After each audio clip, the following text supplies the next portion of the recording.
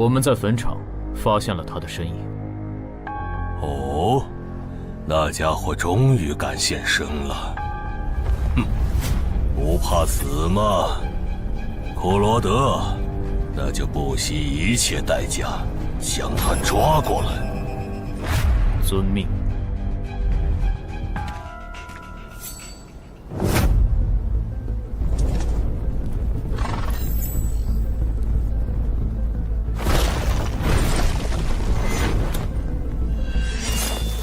是不是打败你，才会放过我？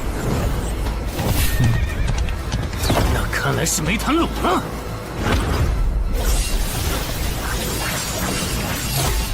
这下躲不掉，也来不及格挡。这就是你的实力。还没分胜负呢。敬酒不吃吃罚酒，那就把你变成亡灵带回去。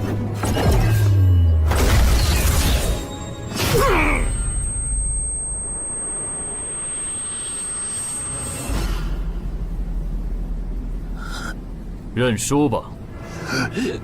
做梦。蓝不灵。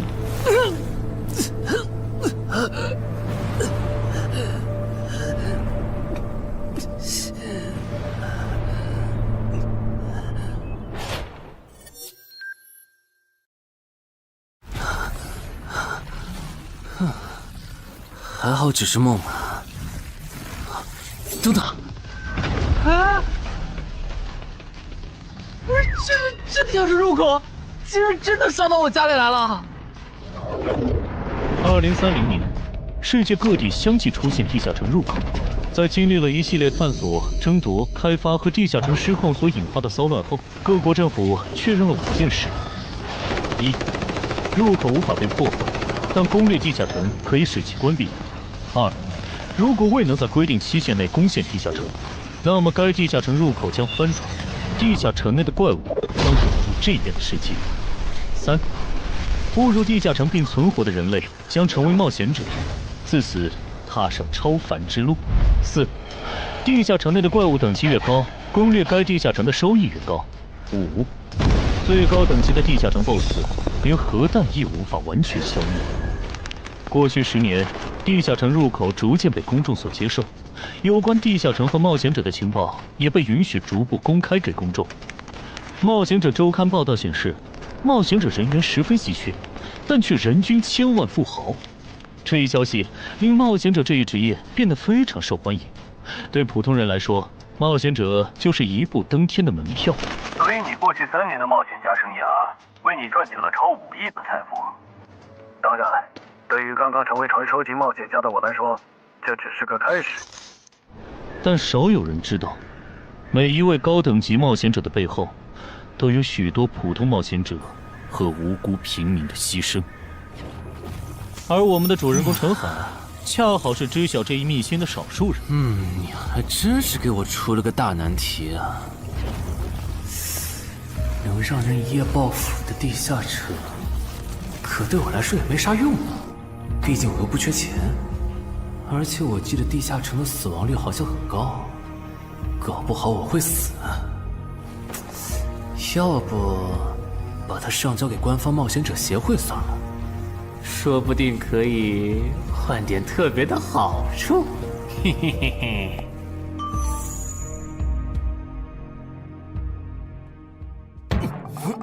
谋杀岛慢。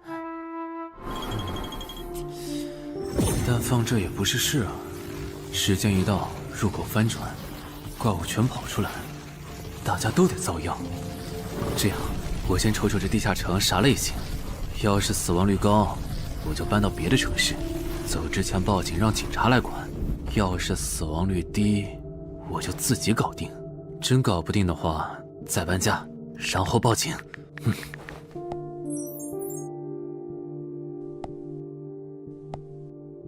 嘿，运气不错，是 Level 2的狩猎型入口。地下城入口的等级可以靠入口的规模判断。陈海家的入口太小，只能是入门级。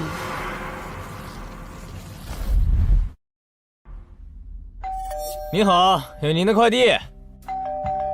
来了，是你的快递，在这签字。好的。说起来，小哥，你该不会是发现了野生的地下城入口吧？不然为什么要网购锁子甲？完了，不会暴露了吧？我玩全甲格斗的，之前的防具换了，打算换新的。怎么了？有问题吗？没问题，我就是随便问问。感觉这人很奇怪啊，难道是我虽然早就知道一般市民对成为冒险者这件事有多着迷，但是被人这么生硬的试探，还真是有够惊悚的。还好我伪装的不错。不过这个箱子会不会有窃听器啊？还好没发现窃听器。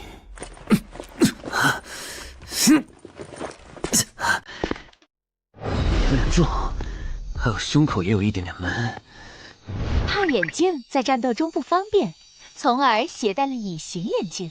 没有防身武器，就在附近消防器材店随便买了把消防斧。啊，锁起来倒是不影响，还行。那么，出发吧。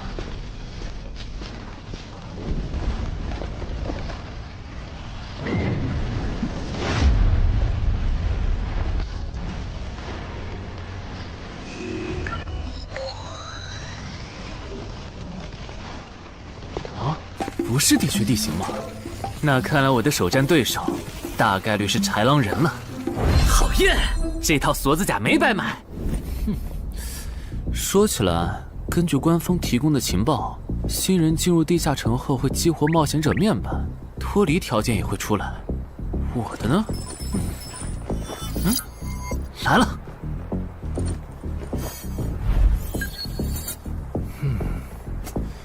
我记得普通人基础属性是10点，8点算弱，14点就很牛了。我不咋锻炼，力量和敏捷才9点，很正常。但智力有16点，真没想到啊！虽然智力和魅力是前期最没用的属性，但16点的智力，就算是协会或者财团内部也不多见吧？膨胀了，冷静，看一下地下城的脱离条件吧。脱离条件：杀死任意一只潮汐鱼人。通关条件是全灭一个潮汐鱼人小队。等一下，为什么是鱼人啊？我血产过敏啊！就不能给我安排点正常的对手吗？啊！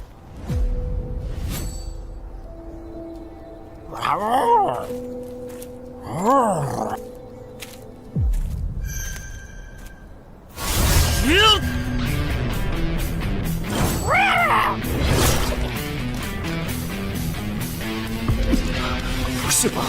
这都被躲过去了。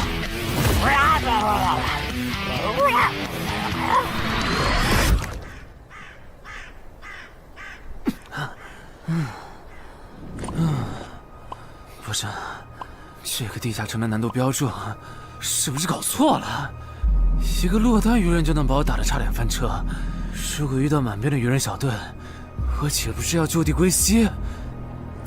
啊，等级增加了。Level 2菜鸟，我的称号我与潮汐鱼人5-5开，这玩意儿侮辱人是不是？算了，今天就到这里。还是等我请个健身私教，把基础属性练上来了，再来挑战这个地下城吧。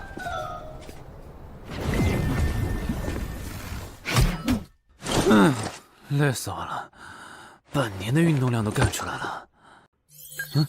又咋了？哦，任务结算呢？我记得地下城的任务结算好像也能爆出奇物的。嘿嘿嘿，我的要求也不是很高，给我瓶加属性的迷药就行。菜怎么了？谁还不是从菜鸟过来的？气死我了！罢了罢了，有总比没有好。让我看看这个保温杯有啥功能。该物品每天可以凝聚500毫升纯净水，可升级。这垃圾东西谁要啊？气死我了！你好，我预约了安教练。哈，您就是陈海先生吧？安教练已经在 VIP 室等您了，请跟我来。好的。没想到东山这样的小地方，竟然也有专门为新人冒险者和冒险者候补提供塑身服务的健身教练。冒险者的6大基础属性中，力量、敏捷和体力是可以通过锻炼得到显著增长的。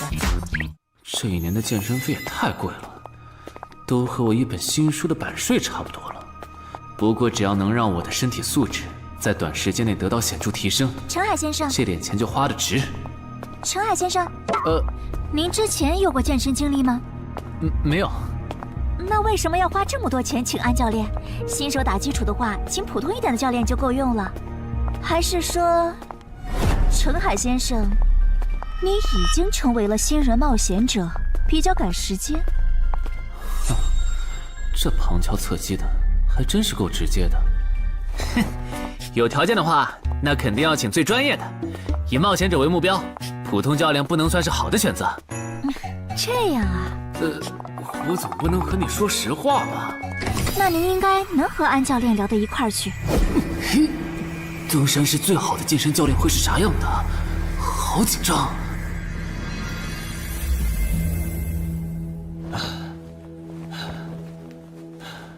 啊！和我预想的完全不一样，我还以为会是个肌肉兄弟，结果到头来，这不是个小白脸吗？课程这么贵，竟然也能预约得出去？开玩笑的吧？就是你想成为冒险者，跟我来吧。3、4。我撑不住了，教练。5。真的撑不住了。好，你报上去吧。30公斤举了5次，换算一下，你目前的单次最大重量应该在35公斤。作为健身小白，结合你目前的体重，你这个卧推成绩算是偏弱的。什么情况？虽然我知道我的身体能力低于平均线，但是这也太弱了吧？正常的老哥们不都是人均50公斤起步的吗？陈海先生的基础有点差呢，35公斤的极限数值换算到冒险者面板上的力量属性，应该只有9吧。普通人的力量、体能和敏捷数值是相对平均的，不会偏差太多。他现在这个状况，要在1个月的时间里变成冒险者，几乎不可能。那一般要多久？这个看你，如果天天练的话，差不多1个季度就能达到3个11了。这个11是你成为冒险者后面板上给出的约束，换算下来的话，就是比普通人略强。明白了。所以，办卡吗？那就先办一个季卡吧。我去哪儿交钱？转给我就可以了。好耶，以后撸铁不孤单了。认识一下，我叫徐茂，是健身馆的签约冒险者，以后多多关照。我叫陈海，畅销书作家，您也多关照。说起来，一般只有家境很好或者跟协会签了长期合约的冒险者，才会找安教练这样的专业教练。因为我不缺钱呀，我写畅销书赚的钱，在东山又花不完。既然以冒险者为目标，那肯定就要找最好的教练，打最牢固的基础。原来如此，我还以为你发现了野生的地下城入口，并且已经成为冒险者了呢。作为前辈，我得教你一些冒险者之间才流通的基础常识，免得你以后被人坑了。冒险者首次下地下城时，表现好能得个称号，带不带都行。要是带了会有加成，但也会被其他冒险者盯上。有些专找低等级地下城入口的猎人，就爱顶着称号在可疑的人边上晃悠。要是被怀疑的人被称号吸引，表现不自然，那猎人就知道这人是冒险者，接着只要跟着他，就能找到野生地下城入口。啊，这样吗？真是学到了。没啥反应，看来他真不是冒险者，就是个有点钱想当冒险者的弱鸡作家，那就没价值了。幸亏我先和超级任务5开这个称号太丢人了，没装上，不然今天肯定暴露了。安哥那边应该已经快拟完你的健身合同了，咱们过去吧。好的。国内有名的畅销书作者，还是专门写冒险者题材的。怪不得他有财力和动机买我的课，是想把身体数据打磨上去以后进军冒险者行业吧。而且他对课程的学期也没有明确要求，不像是发现了野生的地下城入口需要快速通关的样子。确实，程海是冒险者，或者他发现了野生的地下城入口的概率确实很低。这样，如果徐茂带着他回来的时候，他的注意力没有放在我的头顶，那就走正常流程吧。如果他有异常，那就别怪我了。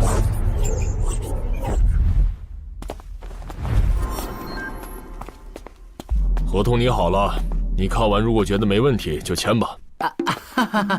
好的。怪问，不是吧？连健身馆的3A 级教练也……这边。那小子刚才看我的时候表情正常，视线也没停留在我头顶的称号上，看上去不像是刚发现地下城入口的小白。徐茂，你没做多余的事吧？怎么会呢？我可是健身馆的签约冒险者。那就没有持续关注的必要了。签好了。这份是您的，请收好。等下安教练会带您做体能测试。好。停吧。和我判断的差不多，你的体能也偏弱，敏捷测试就不做了。接下来的1周，我们主要做力量和体能塑造。你一般什么时候有时间？什么时候都有时间。行，那明天上午10点来健身馆找我，早饭别吃太油的。没想到国内规模最大的健身机构竟然会干这种勾当。依靠对新人冒险者和冒险者后补的身体塑造业务来钓鱼，如果我今天的演技再差一点，就要被他们瞧出问题，吃干抹净了。怪不得东山这种小地方会有3A 级教练常驻，恐怕全国各地……等等，这样看，所有和冒险者沾边的服务应该都有坑，包括我买的锁子甲。还好我当时觉得在同一家店购买防具和兵器的行为有点不打自招，不然网购锁子甲的时候就暴露了。看来我还是低估了冒险者这个职业的潜在风险。得调整一下计划了。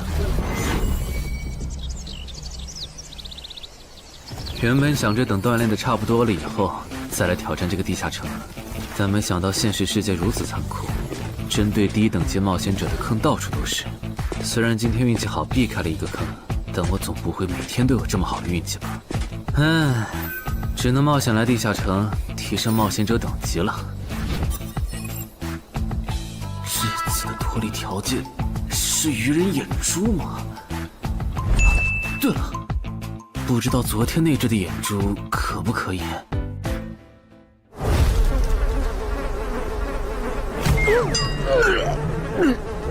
早都被啃光了呀！看来这附近有类似野狗的生物。不过好在眼珠还在。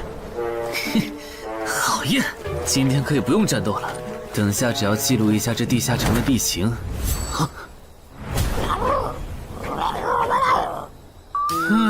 鱼人呢？我还以为是什么呢，吓我一跳。只是一只落单鱼人的话，我根本……意识很好，2只我肯定打不过呀！快润！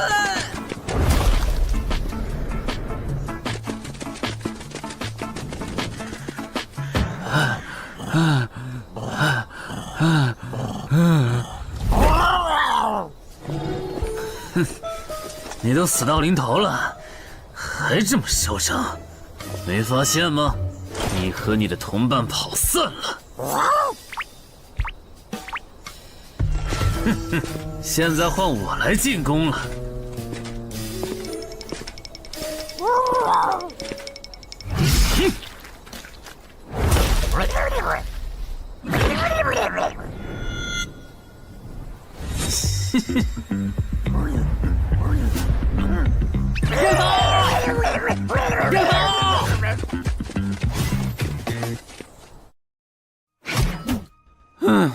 累死我了。不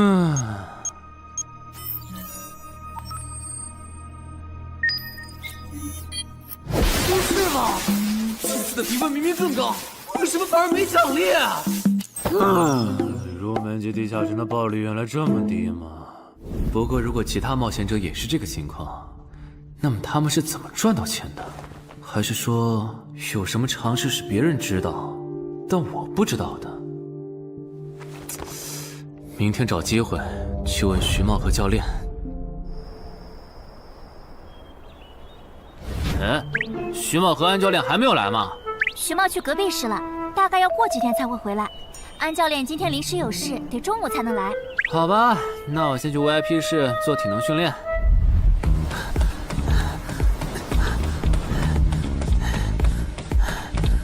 我外出的这几天，他都是这个训练强度。对，那可真够拼的。这样看，用不了多久，他就能把力量和敏捷提升到11了。对，如果他能一直保持一个基础下来，力量、敏捷和体质恐怕都能到12。说起来，教练你就没考虑过把他吸收进健身馆吗？这种有钱又有行动力的好苗子，只要不出意外，以后绝对能成为中间冒险者。你回来之前我就问过了，但被他拒绝了。他想通过黑市的路子成为冒险者，然后当独狼。陈海，你这也太拼了，练这么猛很容易受伤的。还是说你打算今年就成为冒险者？能尽早成为冒险者，肯定要尽早。拖久了，以我的财力恐怕就上不了车了。毕竟时间越往后，冒险者名额的价格也就越贵。倒也是啊。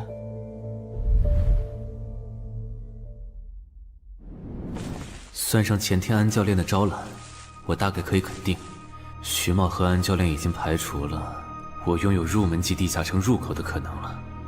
接下来可以找一个合适的时机。发什么呆呢？在想事情？没，可能是太累了，有点走神。你这样肯定不行，频繁的超负荷运动只会累积伤病风险，真受伤了反而会拖慢你的塑身进度。我也意识到了，后面应该会减少训练量。对了，截止到现在，你的前期投入都赚回来了吗？还早着呢，照现在这进度，起码得等我到11级才有可能回本。为什么是11级以后？因为1到5级的冒险者挺好混的，有老手带着，完成任务就能撤退，死亡率极低。没想法的就可以这么混等级，而6到10级后，任务变难了，怪物的情报就值钱了。上阶段的混子在这阶段就去收集情报，死亡率虽然变高了，但还能接着混。只有到了11级，地下城的难度提升到混都没法混的时候，才是我这种冒险者开始盈利的时候。这个阶段的冒险者对实力的提升最为迫切，装备、奇物、技能书，一切能提高生存率的东西都能卖出很高的价格。不是，我不明白，11级后的地下城那么危险，为啥6到10级的冒险者不提前准备？不提升有很多原因，一是官方不管民间冒险者攻略地下城的事，好多冒险者到11级就想退回去过正常日子了。二是地下城的东西只能让一小部分冒险者在精英地下城混下去。11到15级赚得多，但风险也大，而6到10级有人光靠收集情报和做后勤就能回本了，所以他们也就没必要冒着生命风险去11到15级这个阶段打拼了。原来如此，所以冒险者在6级，不，在更早前就已经完成分流了。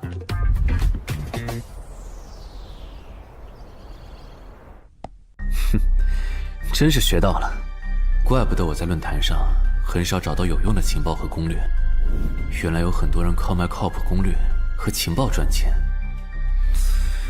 不过更让我惊讶的还是这件事。同一个地下城，冒险者就算反复刷脱离任务，也只能得到1次结算奖励。这样看，这个地下城入口能为我带来的价值，就只有通关奖励，以及将误入其中的普通人转化为冒险者这2点了。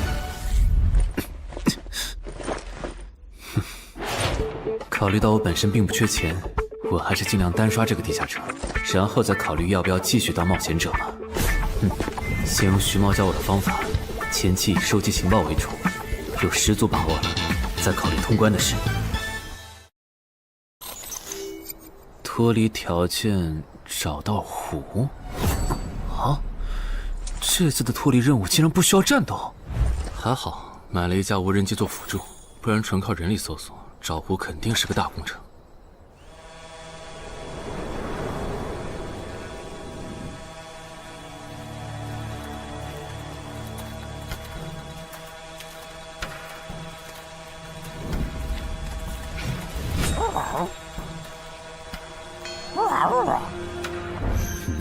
这是什么？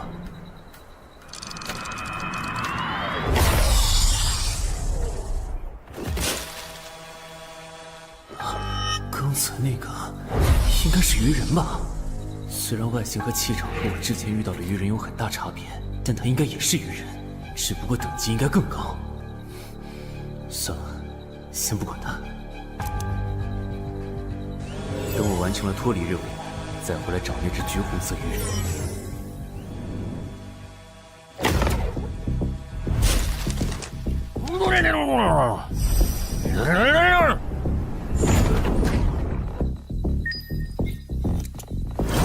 找到了！哼，怪不得森林地形的地下城会刷出鱼人这种怪物，原来森林深处藏着一个这么大的湖吗？这样的话，脱离任务就算完成了，不用和鱼人接触可真好啊！接下来，是那只橘红色的特殊鱼人。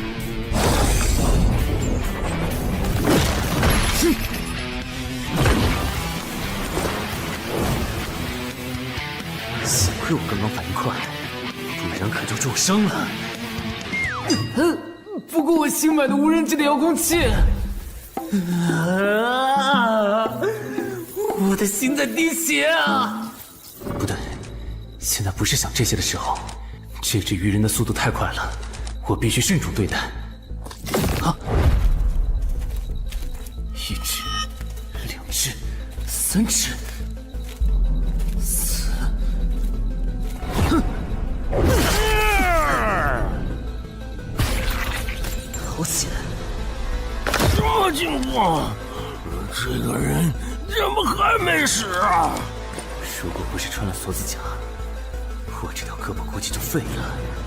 这家伙真的是新手级冒险者会遇到的对手吗？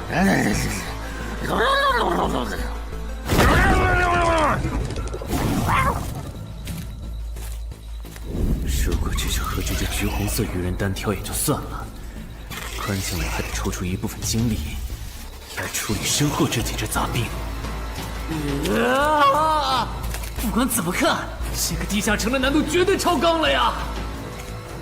要不逃吧？脱离通关任务重置了。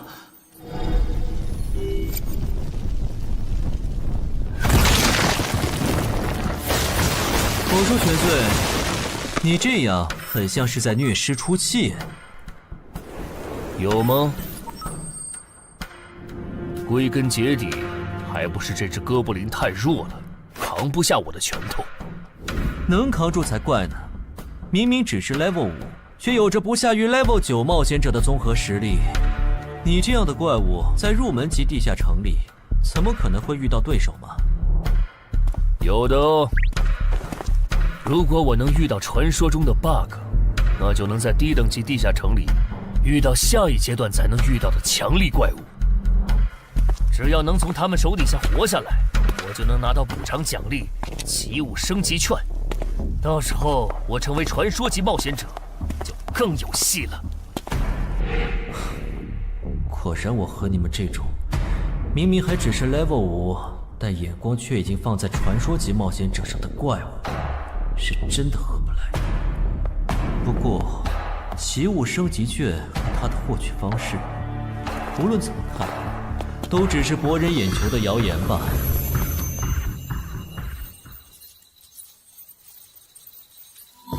在高战力异常鱼人个体的追杀下活过3分钟，任务完成后将得到额外补偿，奇物升级券。不是吧？我都准备逃命了，你给我整这个，要玩死我吗？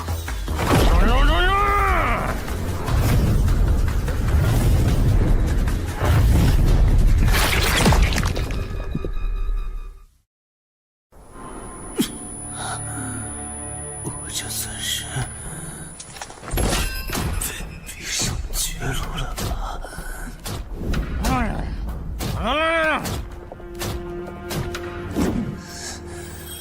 早知道当初就不该成为冒险者，好好当个畅销书作家不好吗？虽然嘴上这么说，但我其实很清楚，这些年因为写冒险小说的缘故，我一直对地下城有向往，向往自己成为冒险者，体验那紧张而刺激的冒险者生涯。是的，虽然我怕死，人怂又不能打，但我的冒险人生绝对止步于此。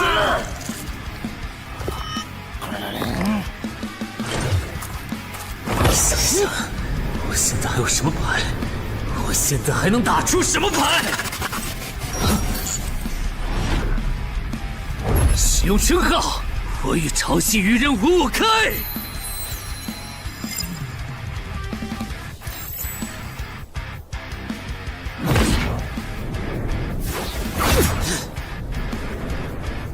身体变轻盈，力量也变强了一点。不止如此，这些鱼人的动作也变得迟缓了许多。我的动态视力也加强了吗？能行，现在的我能行。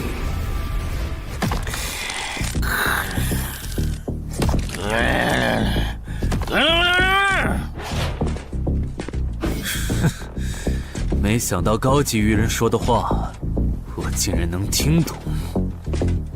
就剩你了，头目。我是干掉了这只下级士兵，别再得意忘形了啦！我知道的，即使身体能力获得了大幅度提升，穿上这一层锁子甲的我，依然不具备能和这只橘红色鱼人拼速度的可能。机会只有一次，利用鱼人直线攻击和我头部暴露的弱点，对方的进攻方式、路线和目标都已确定。我要做的就是舍弃头部的防御，用它做诱饵，争取到一次以伤换伤、重创对方的机会。如果这一次机会我没有把握住，那么吃到教训的他，必然不会再给我翻盘的机会了。这种生死皆在一瞬间的体验，真让人血脉喷张，沉醉其中，无法自拔。就是现在！我这不是挺能干的吗？不可能，绝对不可能！开什么玩笑？我居然会被这种弱者可恶！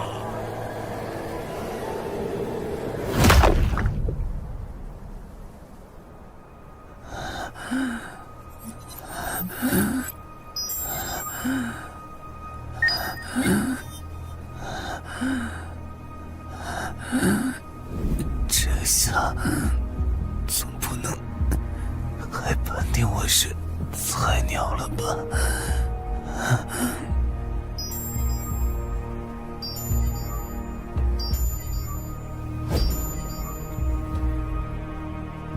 平平无奇的保温杯吗？对，平平无奇保温杯，使用起雾升级券。啊！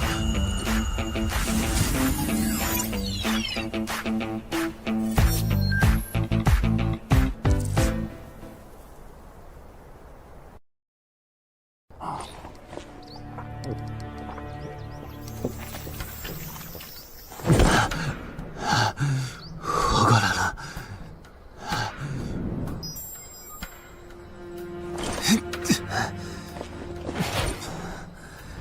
已经愈合了。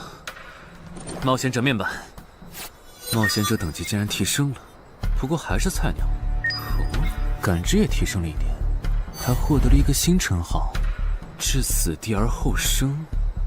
哼，倒是个意外之喜。再看一下通关任务重置后变成什么了。挑战等级上升了，脱离任务刚刚也完成了。不过这通关任务，捣毁潮汐鱼人的孵化池吗？算了，这个通关任务明显不是现在的我能处理的。溜了溜了。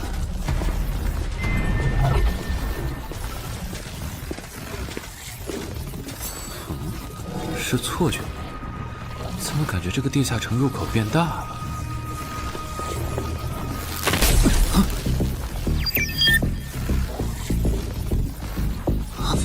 等级不足，这个地下城升级了。这么看来，我刚才完成的脱离任务，其实来自更高等级的地下城。怪不得任务难度提升了那么多，脱离任务掉落的奖励这么丰厚。隐藏职业，我没记错的话，论坛上有个大佬，好像一直在强调这个东西的稀有性和重要性来着。哼，那必须要转职啊！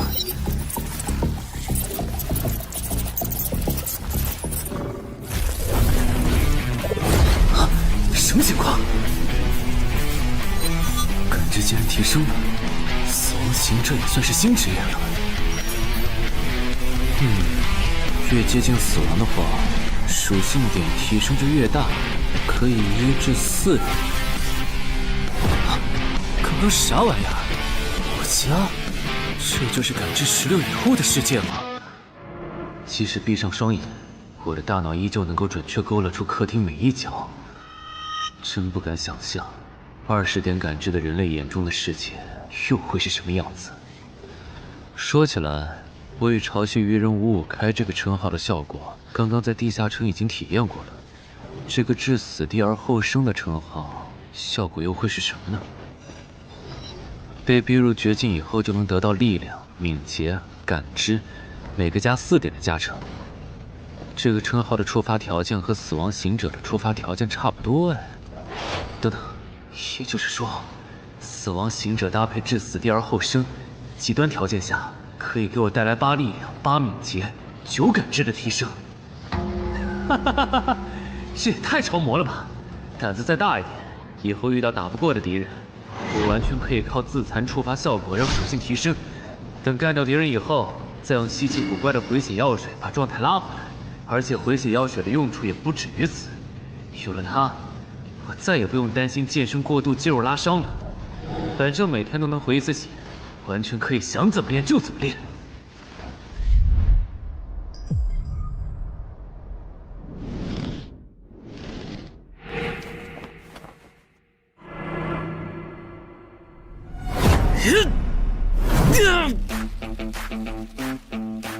真惊人！谁能想到，不久前还只是个健身小白的他，只用了不到2个月，就达到了正常人要用1年才能取得的成果。就他那训练量，换别人来早就去 ICU 报道了。但他一通瞎练下来，还能活蹦乱跳，这说明他体质很牛啊，至少有16，甚至都有可能17或者18了。安教练，你这次是看走了眼呐！陈海还在练呢。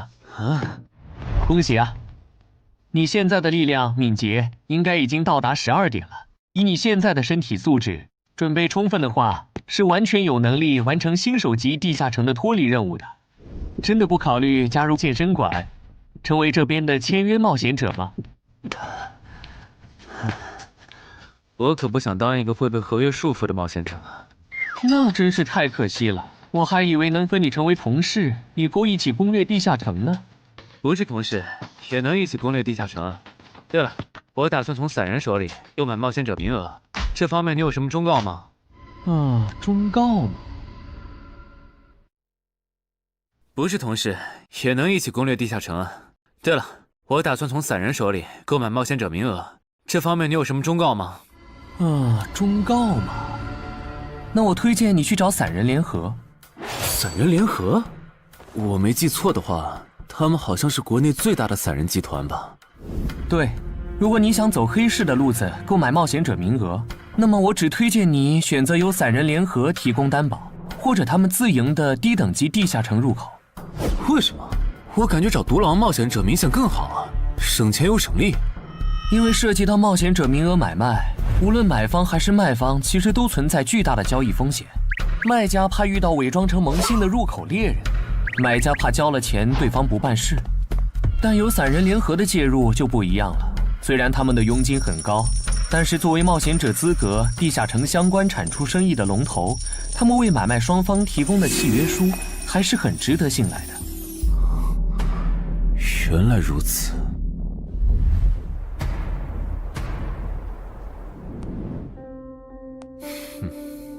查了一下，整个漳州只有云霄市的这个老廖稍微靠谱点，找了散人联合做担保。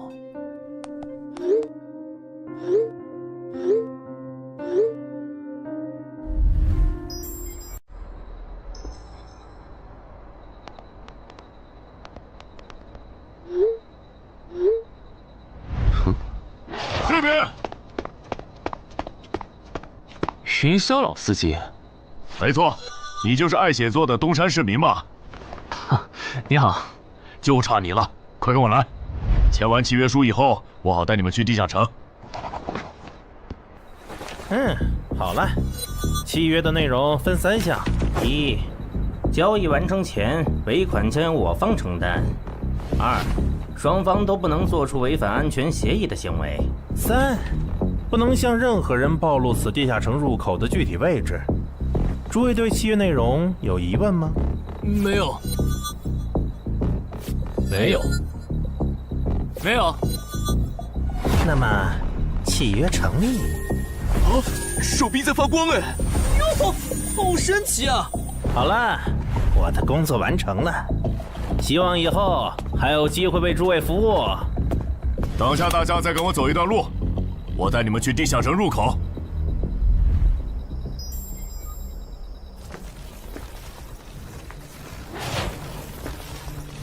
这个地下城入口的位置确实隐蔽，难怪没有被官方和云霄市的资本发现。好了，大家排好队，按顺序进入。我先走一步，给大家带路。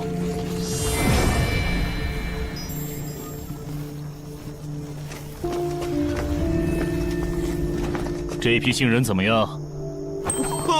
太酷了！认识冒险者了，真好。还行，没有看起来像刺头的。那就好，等会儿记得我们之前说的。卖家原来有2位吗？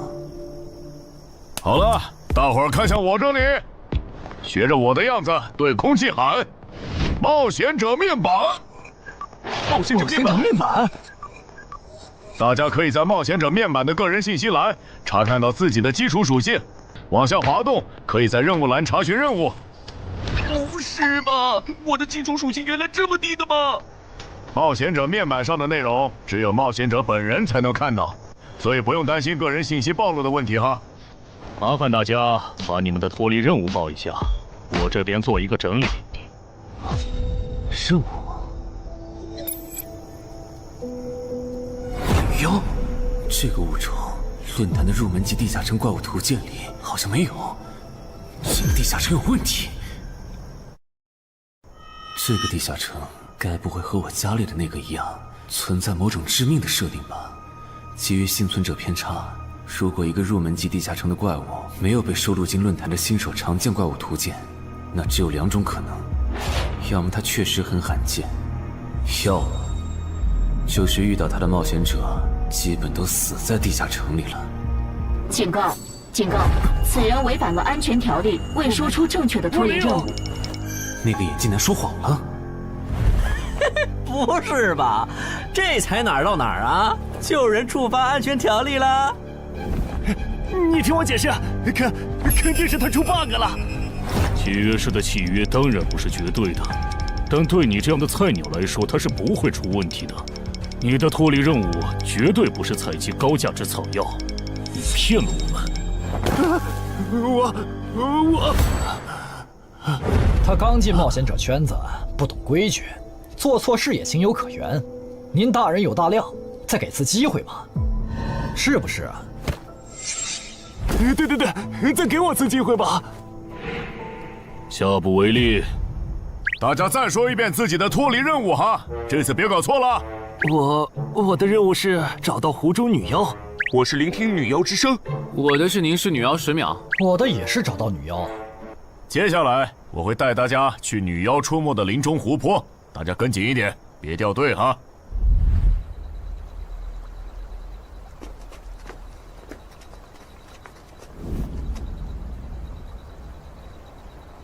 冒险者面板。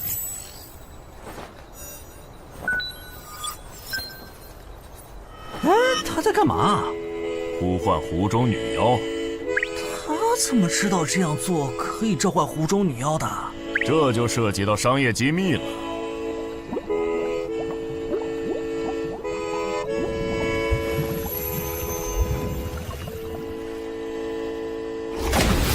女妖出来了！我的脱离任务完成了，我的也完成了。8、9、10。大家把耳塞戴一下，女妖马上就要唱歌了。不戴的话会怎么样？女妖的歌声会破坏你的大脑。刚成为冒险者的 Level 1萌新，一整首听下来，大概会当场暴毙吧。什么？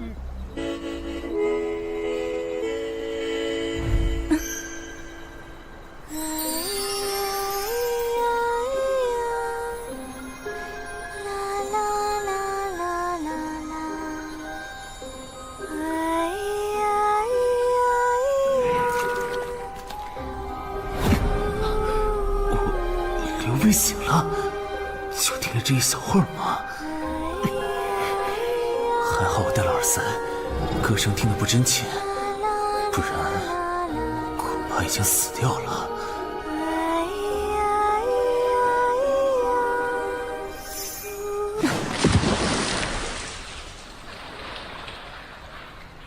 大家的脱离任务都完成了吗？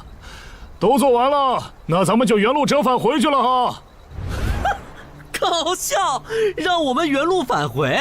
来之前我已经查过了，地下城里的植物和矿产都是很值钱的。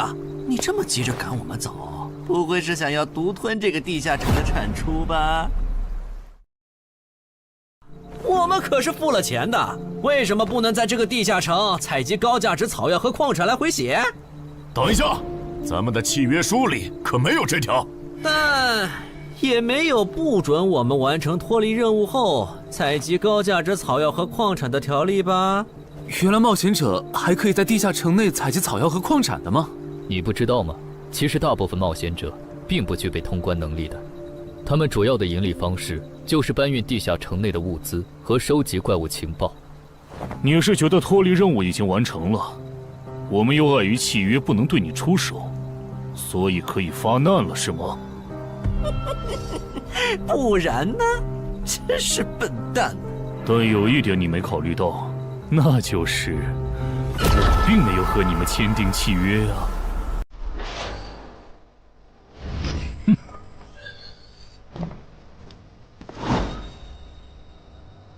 你们两个什么意思？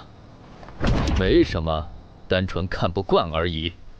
我觉得这位朋友的理由其实挺合理的，只是一些药草和矿产，没必要那么计较吧。但是基于契约文书第1条的话，如果有人死亡，我们就拿不到尾款。你可以保护我们啊，作为回报，我们可以将采集到的一部分物资分给你。不好意思，我们并不想冒这个风险。真的只是因为不想冒这个风险吗？难道不是因为这个地下城藏着别的秘密，你们怕我们发现它吗？我明白了，你不是新人冒险者，你是奔着通关任务来的。老六，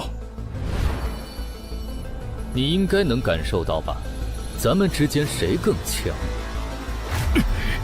可恶！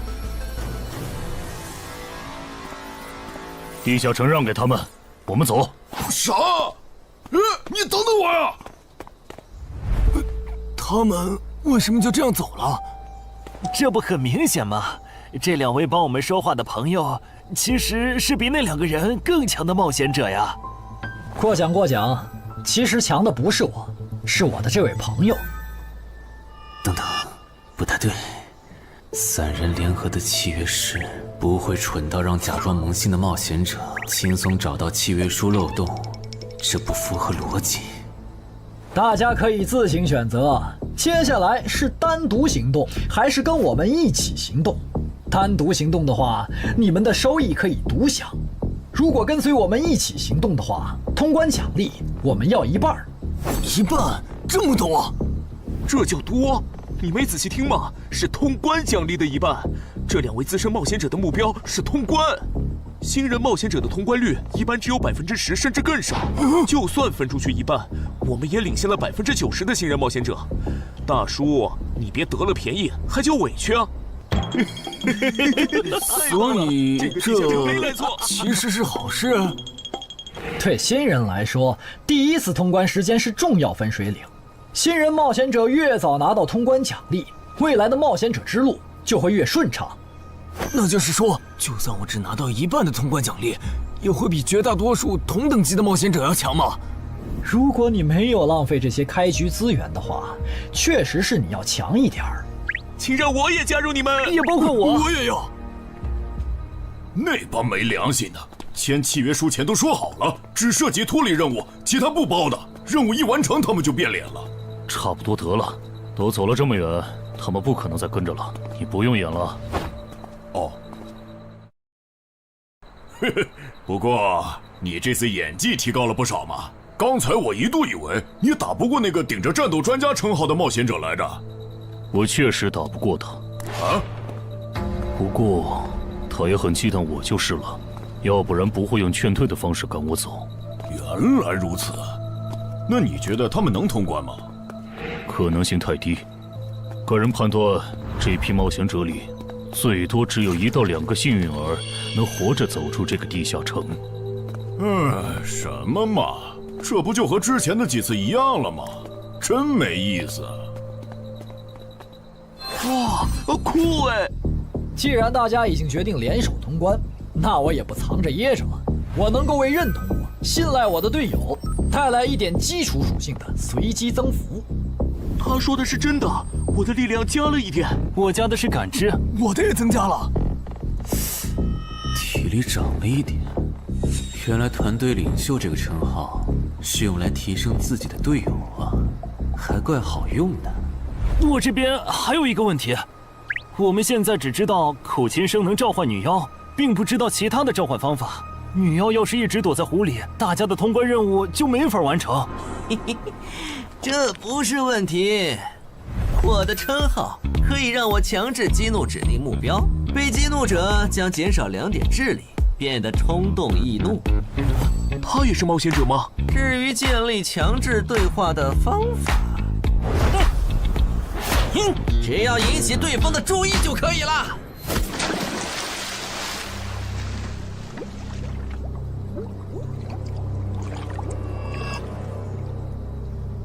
蠢货，你过来呀！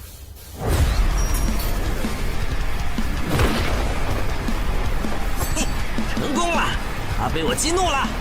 剩下的交给我吧。大家散开，让战斗专家来先是女妖，其他人和场塞，在外围找机会。死！穿过去，什么玩笑？竟然是灵体！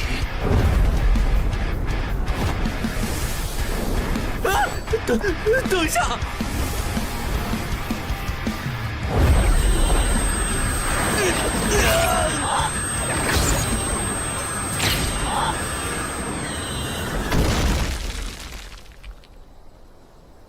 还好有2-3，只是鼻子出血。不是吧？这个女妖原来是个妖魂！有把握吗？有，但是会比较费时间。上一个地下城刷出来的僧侣之拳应该会有效，但熟练度还没上去，打起来会很慢。慢就慢了，这只女妖应该没有其他攻击手段，对我们的威胁很小。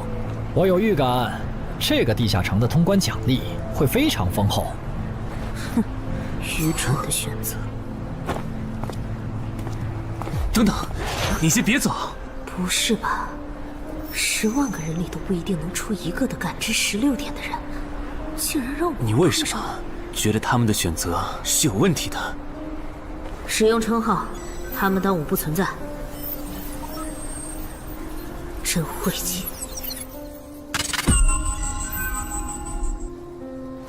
喂，你搁这对空气自言自语什么呢？不是，我刚才……不是没人吗？幻觉吗？有东西过来了！什么东西？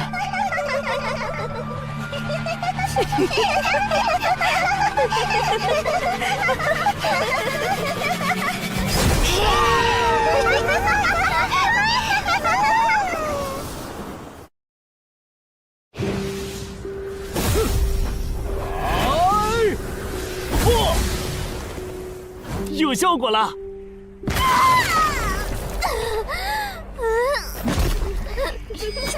什么声音？我们搞错了，这个地下城不止一个女妖，那2个卖家没安好心。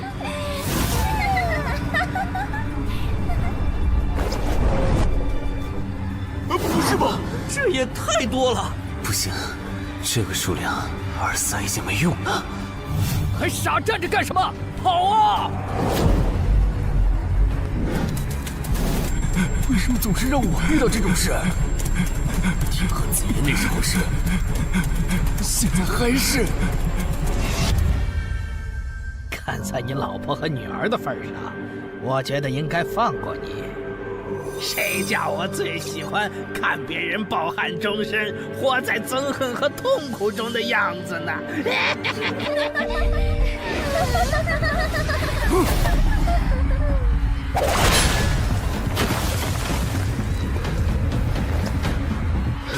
你们以为我是谁？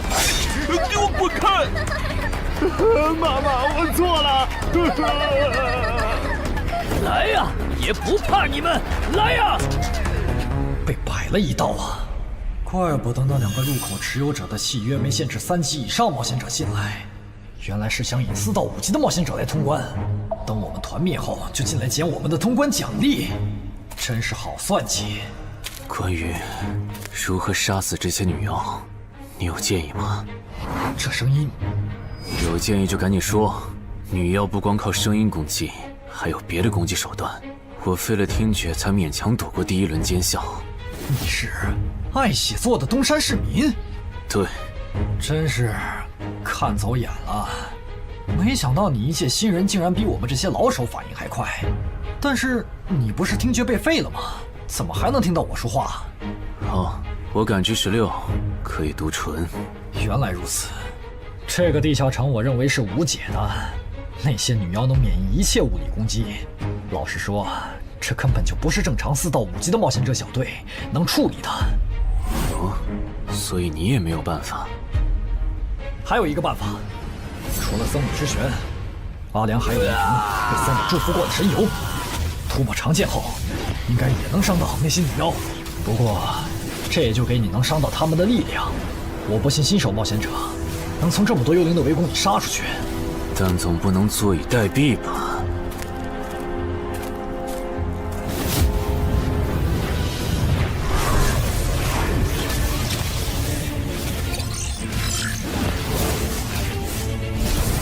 至死地而后生。能听到吗？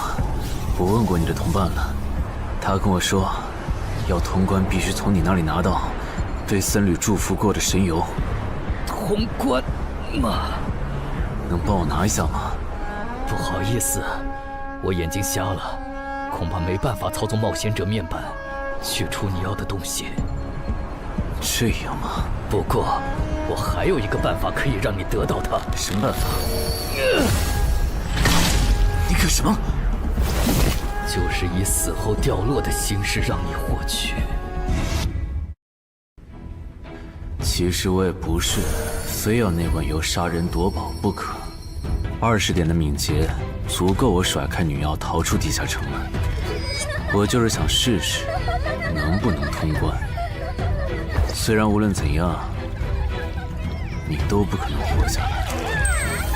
喂，真的很吵啊！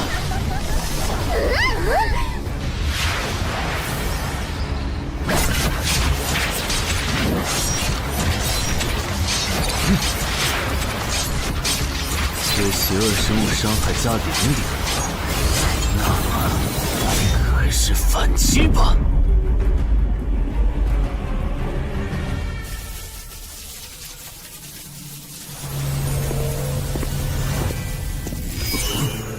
好像有人从里面走出来了。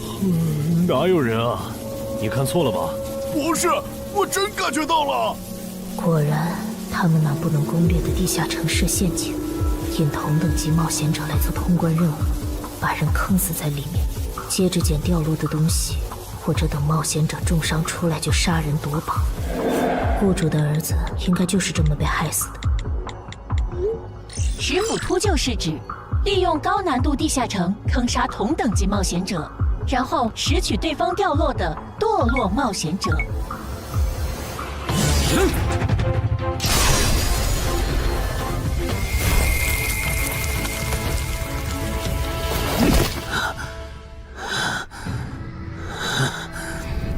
好险！如果再多几只女妖，我恐怕就要被逼出回血药水这个点牌了。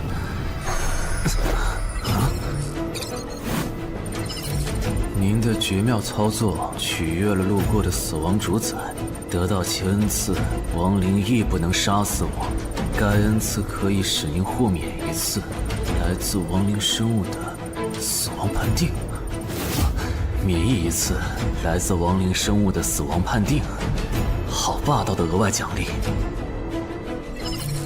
额外奖励都这么丰厚了，合并结算的奖励还高于单独结算，那么肯定要合并啊！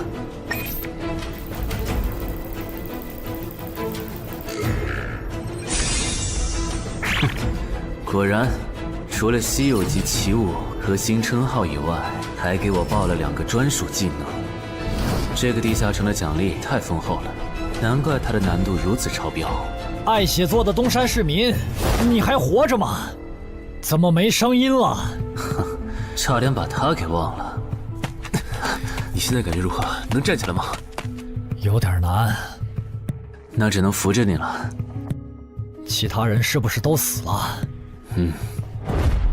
胖子、四眼、大叔，还有你的2位同伴，都死了。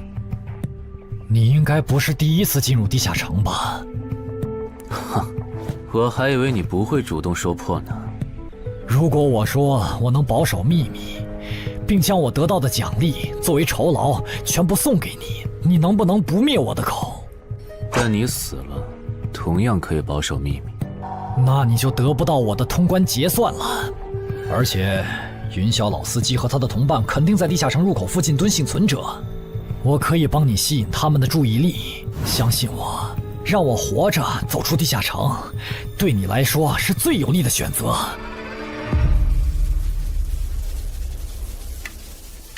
看到了吗？这才是真有人出来了。哎呀，刚才那次算我看错行了吧？等等，地下城在坍缩，他们通关了。不对，小心右边的冒险者，他绝对不简单，肯定是狼。先干掉一个弱的，接下来到你了。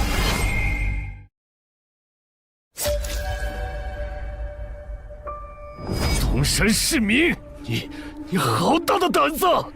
不是吧，不是吧？不会真有人觉得自己坑完人不会被报复吧？呵呵，这么霸道的吗？闭嘴！哎呀，我好怕呀！你这家伙，找死！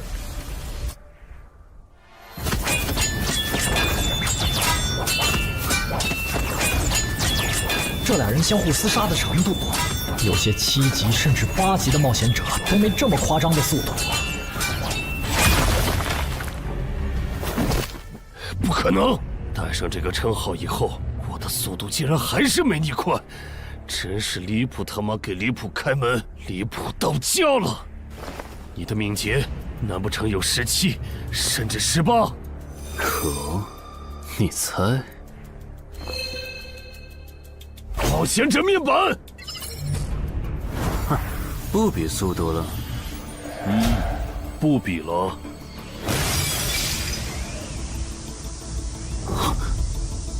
这本来是为那个战斗专家准备的，不过给你也没差了。来好好感受一下我从黑市高价购买的变种蜘蛛毒素吧！什么嘛！你这毒抗完全不行啊，比普通人还差！连反击的力气都没有了吗？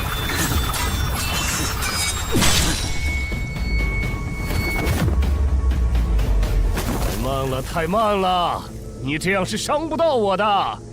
哼，蜘蛛毒，这就是你为我们准备的手段？怎么样？喜欢吗？作为7级地下城蜘蛛地穴的特殊产出，可以极大的削弱低等级冒险者的力量、速度和体力。迄今为止，因为他而败在我手上的5级冒险者已经有4个了，而你将会是第5个。然后呢？你应该不只准备了这点手段吧？全都亮出来吧！哼，不会吧？难道这就是你的全部了？当然不止这些。佩戴了毒素携带者称号的我，呼出去的气体、身上的汗液和血管里的血都是带毒的。和我僵持的越久，你中的毒就越深。这战术太吓人了，在6级以下几乎是无解的。我明白了，是我高看你了，我还以为你藏着什么大招呢。关闭技能，与死亡共舞。不可能！怎么还有这么快的速度？哼，你猜？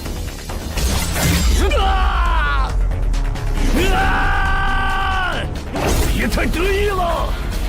太慢了，太慢了！你这样可是伤不到我的。不可能，绝对不可能！你明明只是个独狼，怎么可能比杀了大量5级冒险者的我还强？没什么不可能的，在舒适区里泡着的你，永远也看不到与死亡同行之人所看到的风景。但是，捏死的往往都是会水的。散人只有劣势更弱小的散人，才能积攒出大量的财力和武力。我的路才是正确的。对普通人来说，或许你才是对的。不过，在我看来，与死亡同行之人，如果走到了极致的话，未必不能超越死亡。不是吧？那么强的人，竟然这么轻易的被……啊！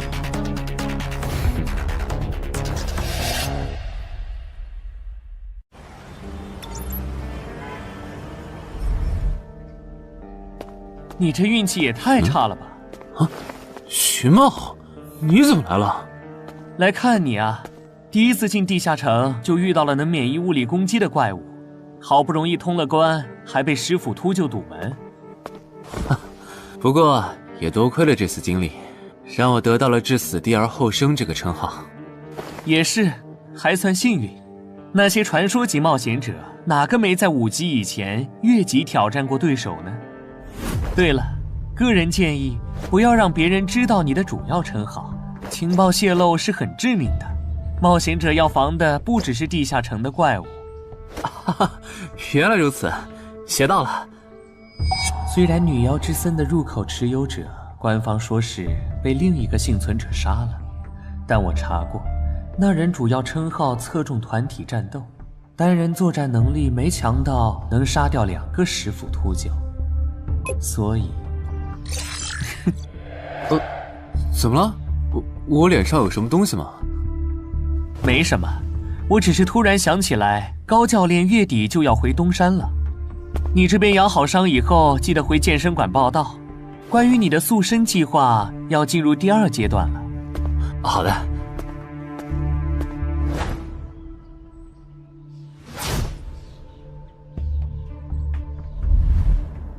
你不打算做攻略型冒险者了？没错，这次地下城经历让我明白，我没当传说级冒险者的本事。与其在这阶段的地下城拼命，还不如到6到10级的地下城多弄点钱，然后就隐退。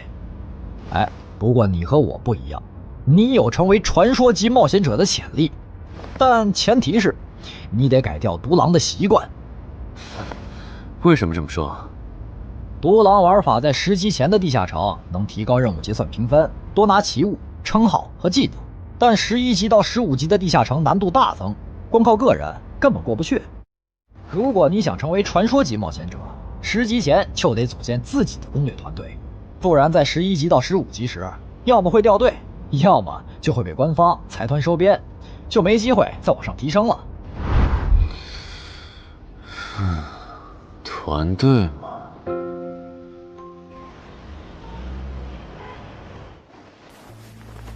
害死我儿子的秃鹫们已经死了，杀死他们的人就在这2名幸存者之间。你认为谁才是帮我儿子报仇的恩人？他。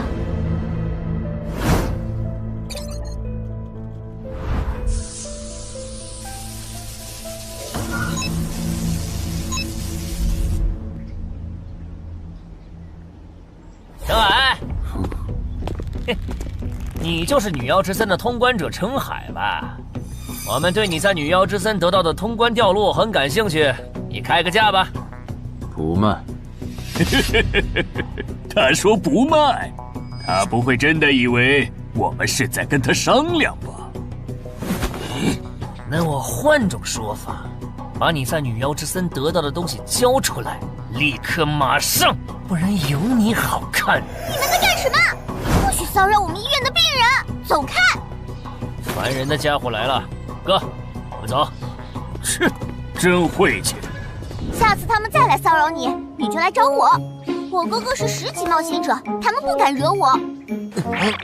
谢谢。不要，该说谢谢的人是我。我的好朋友死在了女妖之森，和王先生攻略了这个地下城，还铲除了用它钓鱼害人的秃鹫。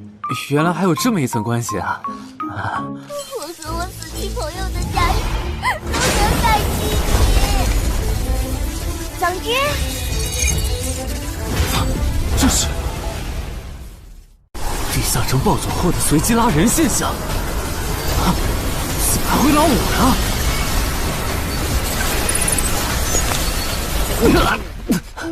突！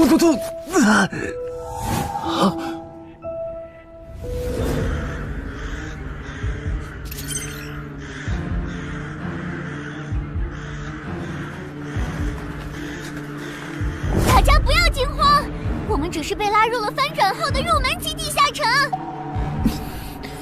不是吧？我就来医院看个牙的功夫，怎么就被拉入地下城了？现在请大家跟我一起打开冒险者面板，确认你们的脱离任务。展开面板。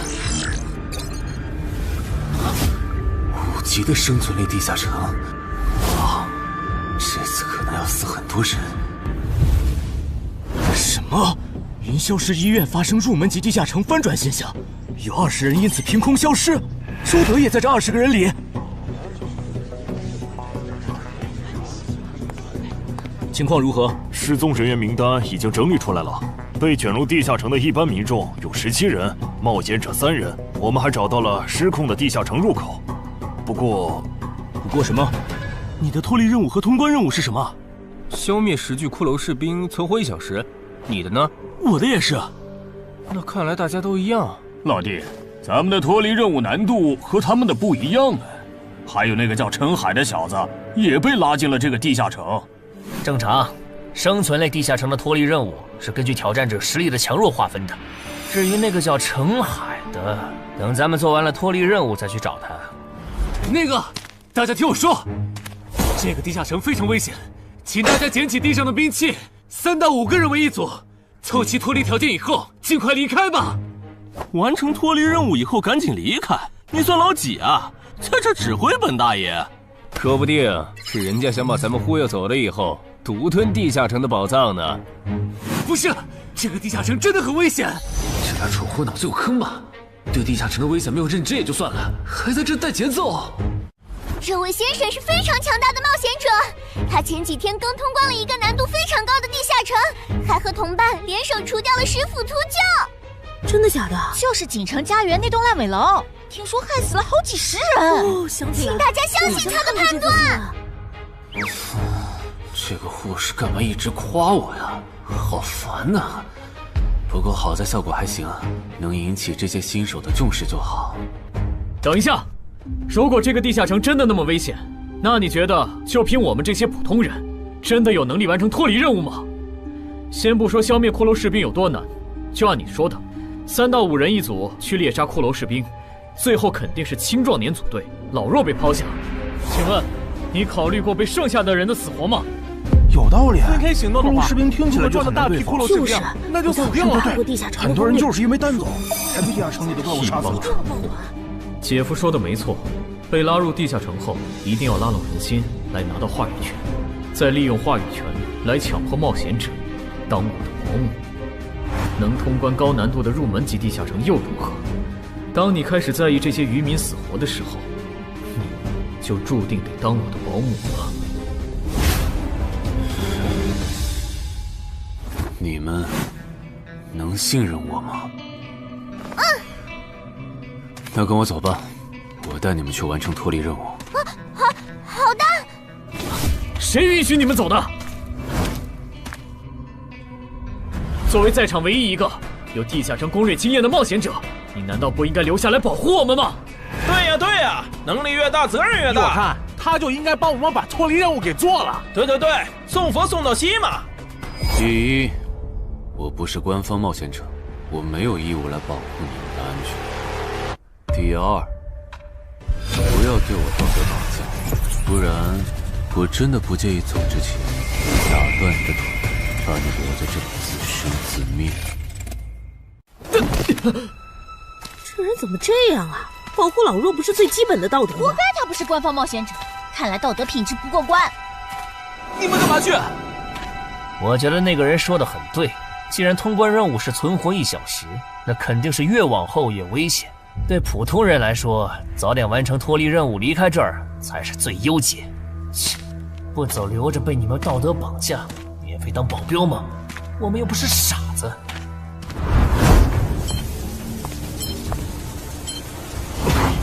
怎么是他？这个地下城有什么问题吗，尚科长？这个地下城最大的问题在于，接下来的1个小时，能有几个人活着走出来？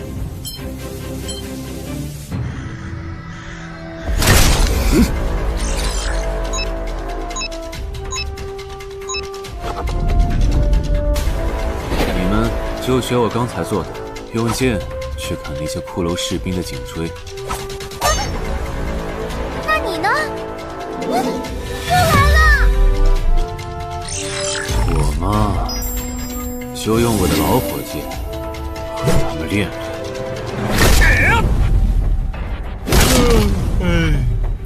打完这批记得换班啊，老哥。好嘞。骷髅士兵不刷新了，看来并不是无限的。好消息是新人的压力小了，坏消息是我这样的老手完成任务更难了。这周围的骷髅士兵被咱们刷光了，换地方吧。好。受伤的人往后退，剩下的2人一组，交替清理从地里爬出来的骷髅士兵。再战40分钟，大家就可以回家了。好。亏我之前以为当冒险者有多难，结果就这儿啊！是啊，这些骷髅根本就没有那个老手渲染的那么危险。等这次结束，我也是个有名的冒险者。这些骷髅虽然弱，可不代表这地下城难度低。正相反，骷髅越弱，越说明地下城有极厉害的 BOSS。更让人烦的是，这地下城怪物也太少了。虽然我以老弱不宜参战为由，劝退了近半的冒险者，但是分到我这的怪物才4个。最后10分钟，这地下城难度肯定飙升。要是接下来10分钟都没有新的骷髅士兵刷出来，我就得自己想法子凑够剩下的6个骷髅士兵了。脱离任务做完了。嗯。你呢？还差几个？8个。把机会都让给他了吗？那你先回去吧，我们继续刷骷髅。等做完脱离任务以后，咱们3个在外面集合。10年来没有一个人通关。不止如此，这个地下城的幸存者们也非常奇怪，几乎所有的都是新人。怎么会有这么奇怪的地下城？正常不都是冒险者越强大，生存率越高吗？因为这个地下城有一个被称为强者坟墓的机制。同样的脱离任务，新人的难度只有老手的1/10。当新人完成脱离任务离开的时候，实力远超冒险者的地下城 BOSS 会主动追杀冒险者。好多老手都栽在这机制上。周德，快点察觉到，这个地下城的本质是谁最先完成脱离任务，谁才能活下来的竞速比赛。好心的冒险者哥哥，护士姐姐，再见。拜拜。再见。等下遇到的骷髅士兵，我多分给你一点。你先完成脱离任务，和他在外面会合。好的。有人完成脱离任务出来了。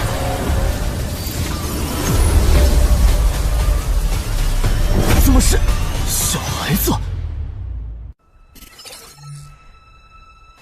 有人离开这个地下城了。这个第2阶段是什么意思啊？原来是这么回事吗？这个地下城的本质是竞速。李明、王志勇，你们2个跟我来。老弟，有个人完成脱离任务离开了，是不是那个叫陈海的人呢？不可能，先不说他还带着2个累赘，光冒险者们要杀的100个骷髅士兵就不好找。那会是谁呢？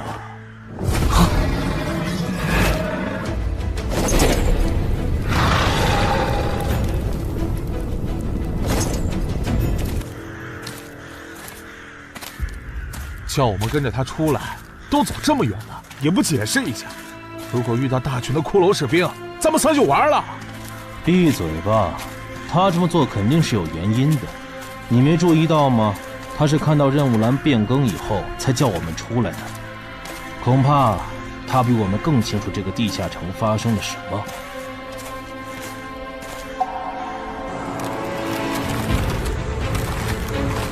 准备战斗！他们3怎么走得这么像咱们不管？周德当初就不该气走那个冒险者。脱离了。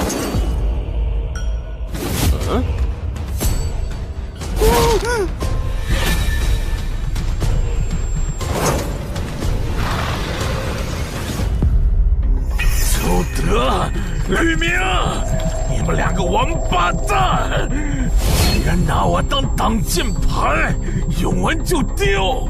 你们这2个小人！你还差几个？3个。那快了，我们再找些小股的骷髅士兵杀，应该能赶上。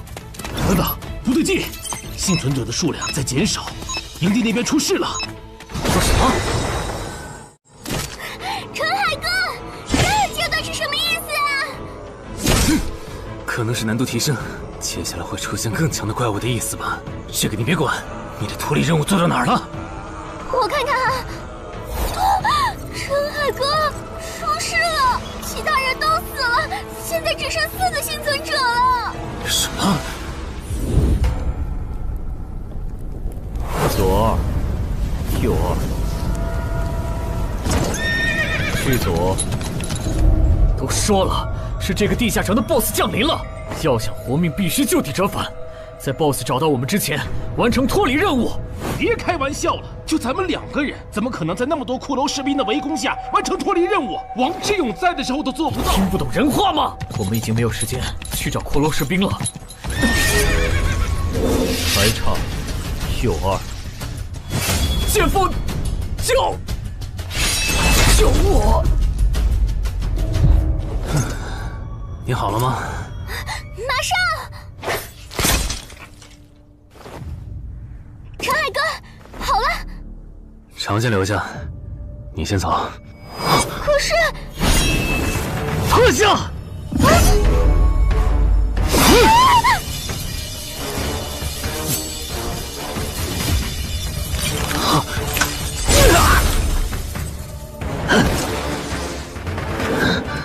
好强！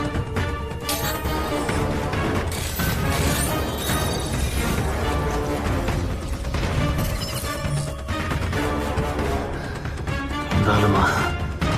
你留下来，只会碍事。我知道了，我去外面等你，你一定要活下来。好了，现在只剩下咱们2个，我猜你是不会放我走的，对吧？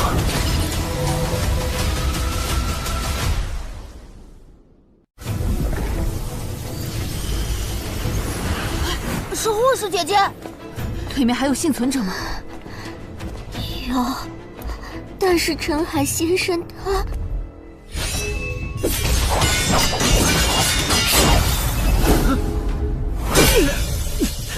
好强，这样下去不行，速度和力量我都不是他的对手。就算能大概猜出他下一步动作，可因为一直忙着抵挡，一次出错的话就得死。要走！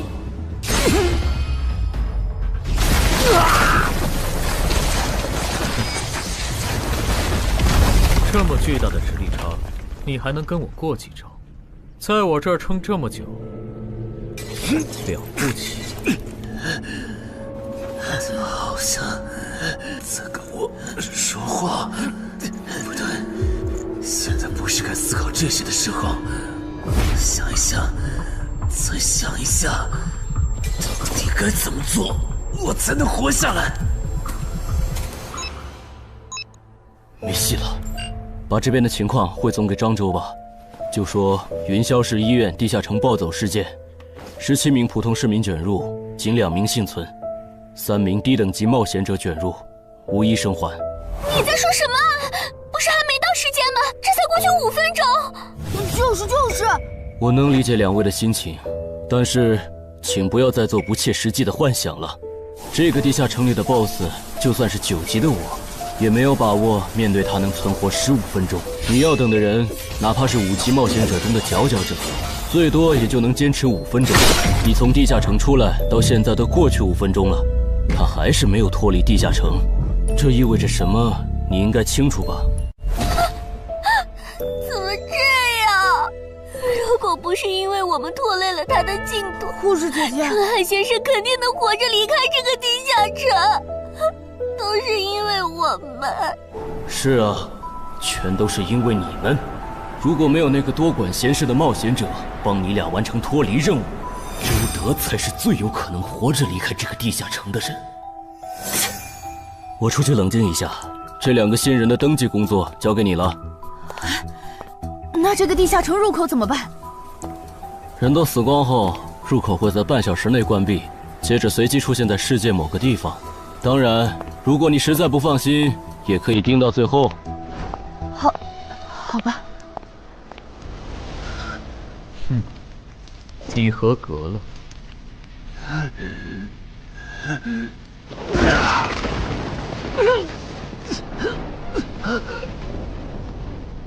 我很期待你成为亡灵后的表现。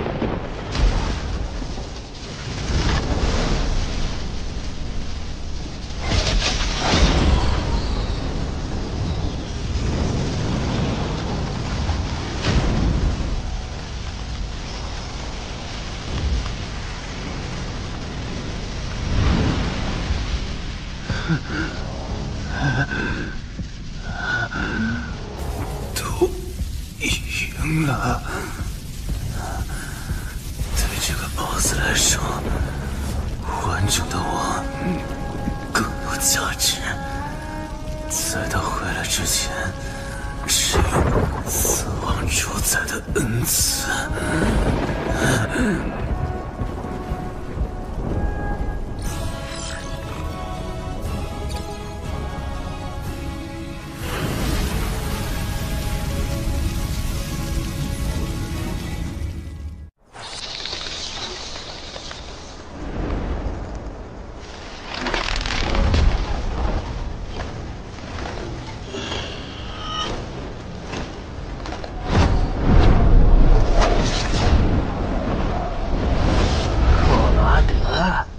不是被大军派去坟场征兵了吗？怎么回来了？切，白跑一趟！我还以为是谁激活了骸骨大军发出去的万念邀请函呢。我发现了一个有资格成为我同僚的新人，让他从零开始太浪费了。我打算让大军把他变为预备役。同僚，坟场的冒险者最高才5级。这阶段的新人连合适的职业和称号都没确定，你就肯定他能跟咱一样成为传奇？他已经找到了合适他的职业和称号。这次真的太险了，如果不是那家伙主动走了，就算再给我一条命，我也完全没机会。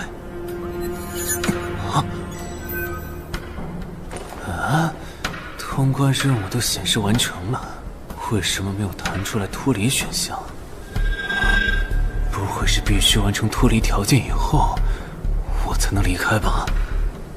在那个怪物意识到我没死之前，那得抓紧了。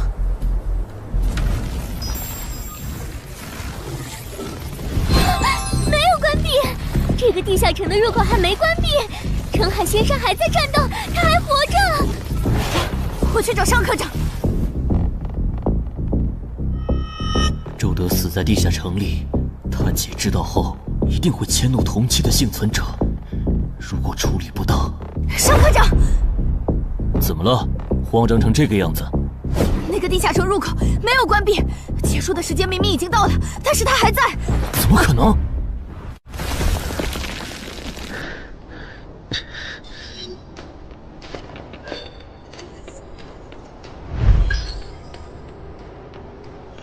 合并结算。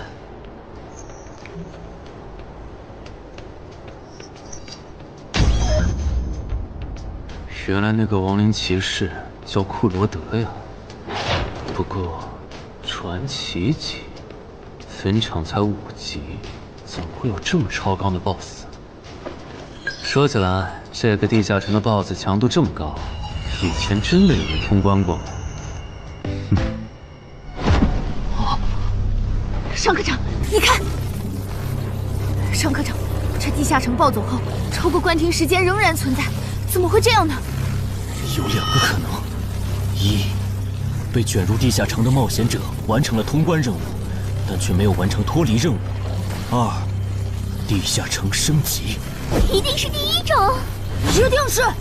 不可能的，坟场很早以前就已经被世界冒险者协会定义为几乎无法被攻略级的地下城了。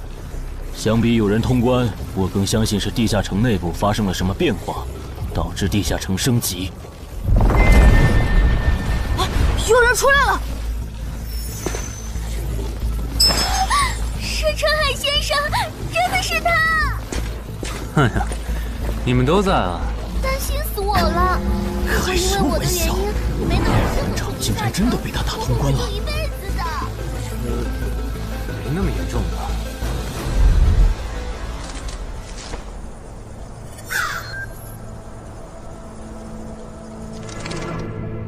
吴王，这是你驻守坟场以来第一次主动觐见吧，库罗德？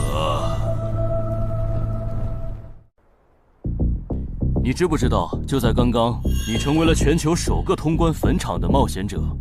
首通？我？对，你要火了。坟场这个地下城虽然等级很低，但是在冒险者圈子里很有名气。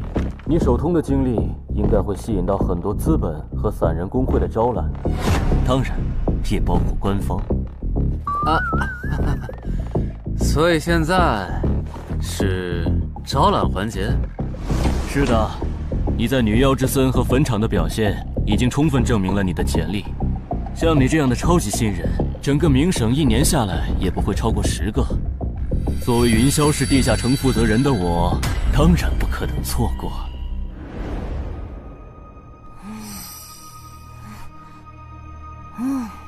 恩姐，你说那个叫商礼的，是不是想抢走陈海哥的通关奖励啊？要不然他为啥要拉着陈海哥单独谈话？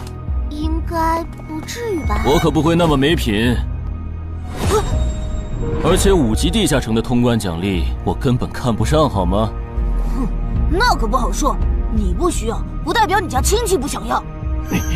这死小鬼！啊，别乱说。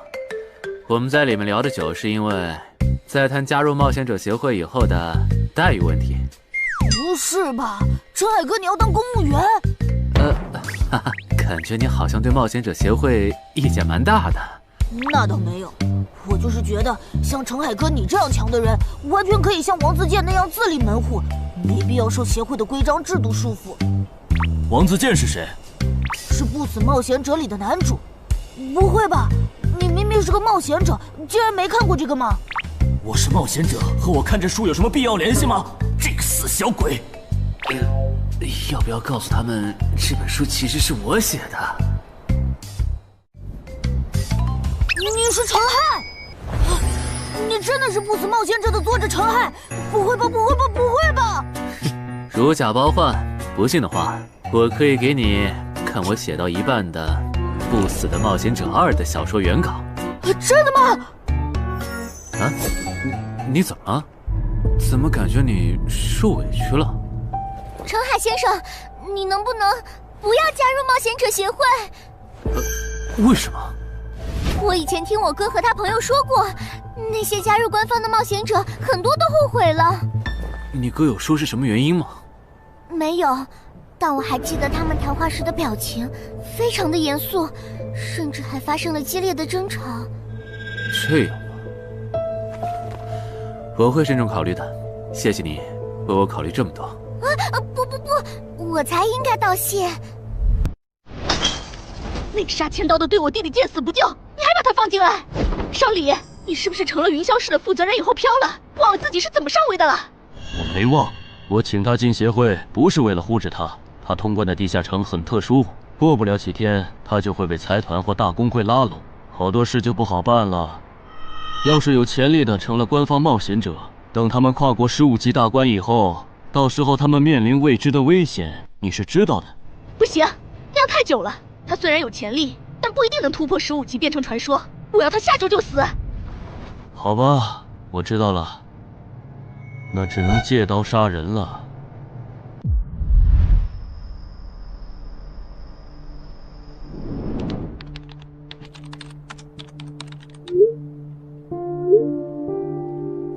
坟场？这个地下城的情报不是早就挖无可挖了吗？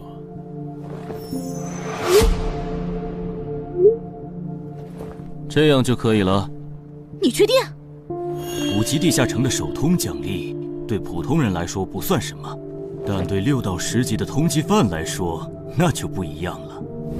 要是澄海的情报到了黑市，不出3天，闽粤2省的通缉犯都会跑到云霄市，这样就能给你弟弟报仇了。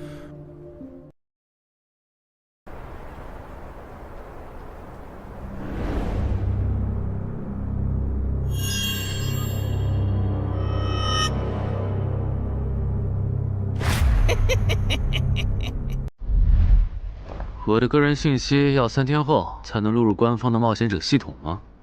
是的，我记得程先生你是东山人吧？要不我这边先给你安排一下暂住的酒店，这样你这几天就不用两边跑再折腾了。不用，刚好我要回东山办点事，那我3天后再来云霄。好的好的，那咱们3天后再联系。前提是3天后你还活着。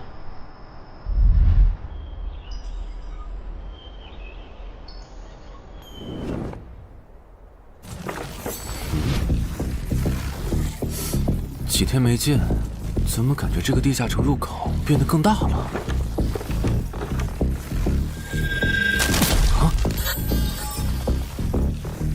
准入等级6级，也就是说，这个地下城的等级现在介于6到10级之间了。我现在是5级，按照之前的升级速度，只需要再打1个到2个5级地下城，就能升到6级了。上次翻论坛的时候，我记得东山这边好像有一个5级的地下城正在招募人手，我看看还在不在。好耶，还在。你好，请问你们的招募条件是？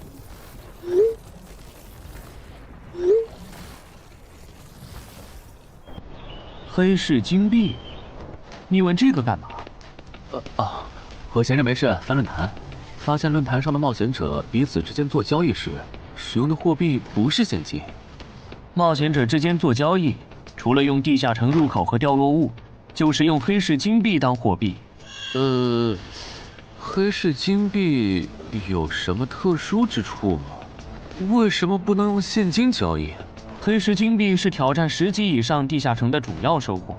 我以前问过安教练，他说这东西10级后有大用处，可具体咋用没跟我细说。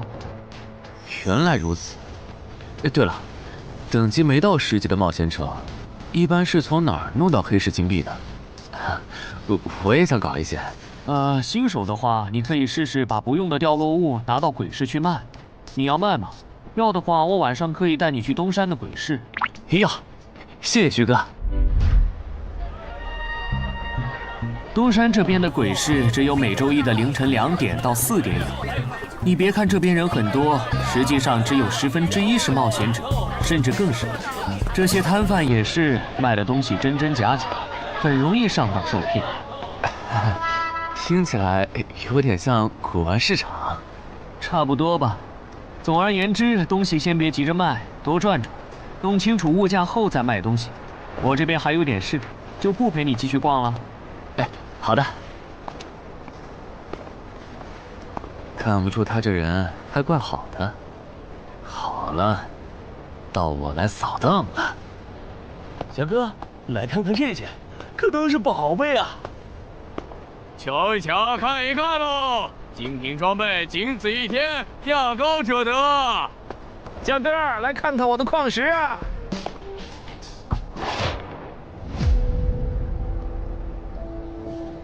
看他求购的内容，这个人想要攻略的地下城，该不会是女妖之僧吧？这位小哥，你有我要的东西吗？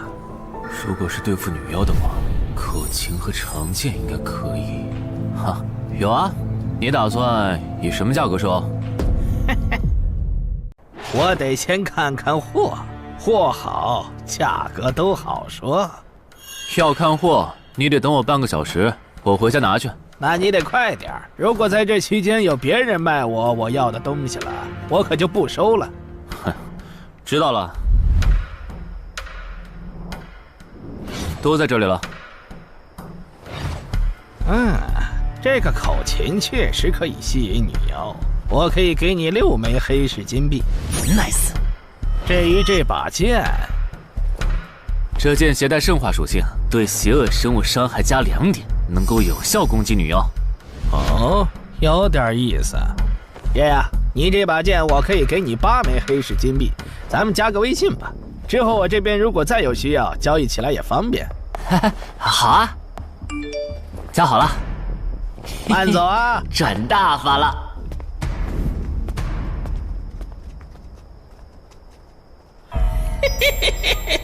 疏于防范了哟，坟场通关新人。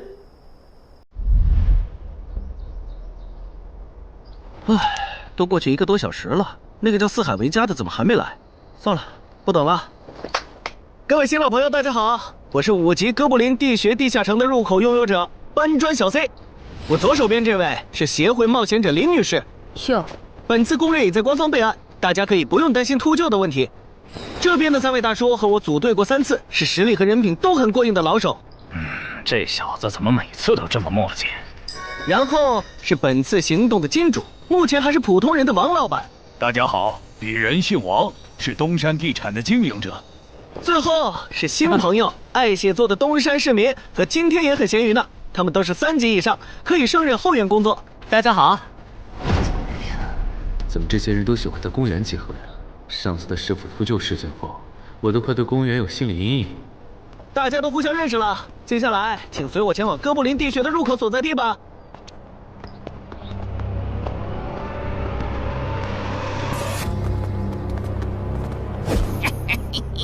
我就知道，他没用黑市金币购买装备，一定是用来换东山这边的低等级地下城的攻略门票了。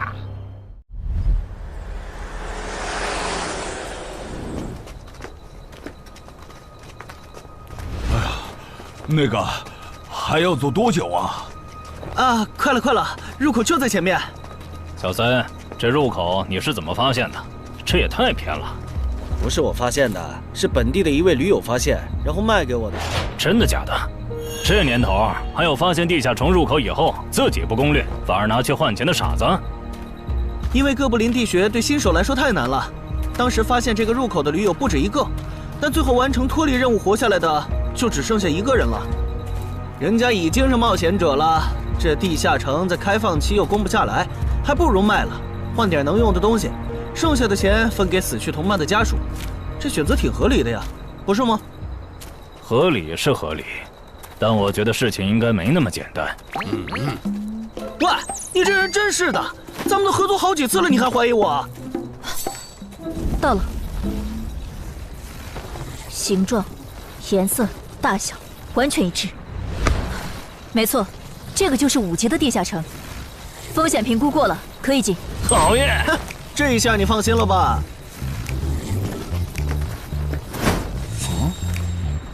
喂，我再跟你们说一遍啊，进了地下城，里面的哥布林归我们管，你们就负责保护王先生，都没意见吧？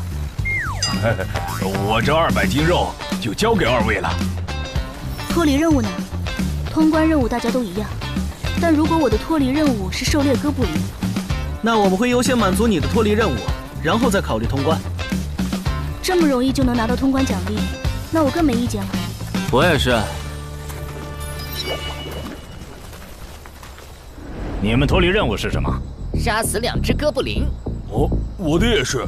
看来咱们的任务类型都一样，只是数量上有差异。王老板，你放心，脱离任务是按冒险者等级来的。2到3级冒险者得进入地穴，4到5级冒险者要干掉一些哥布林。你是新手，只要找到哥布林地穴就行，很简单的。原来如此，怪不得我和他的任务不一样。哎，大家听我说，考虑到东山市民和咸鱼小姐的工作是保护王老板，所以等下遇到哥布林，优先让给他们完成脱离任务，没问题吧？没问题。那好，咱们出发。只用交手就行吗？感觉也不难呐。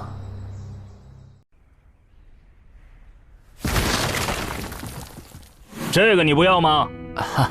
不要，你杀了吧。这就是5级地下城里的怪物吗？感觉也没多强啊。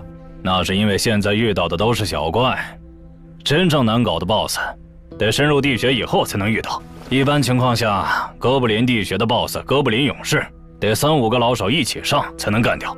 哦，原来如此。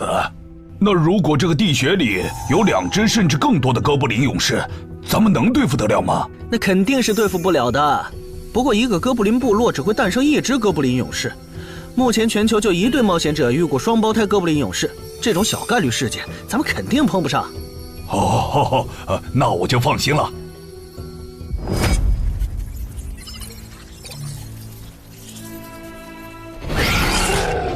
速战速决，别让他们逃回去报信。明白。麻烦了。啊？你指哪方面？从我们踏入地穴到现在，已经遭遇了4波哥布林，很明显，这地下城的小怪数量多得不正常。我们可能中大奖了。搞不明白你们这些富人究竟在想什么。你都这么有钱了，为什么还要成为冒险者？说来惭愧，鄙人成为冒险者主要是为了减肥。减肥？等等，减肥和成为冒险者有什么必然联系吗？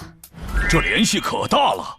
我特意托人问过，目前已知的职业里，有一种不需要锻炼，只要打坐消耗多余的体质，就可以不断变强的。你不觉得这种职业很适合我这种有钱，但是又下不了苦功去锻炼的人吗？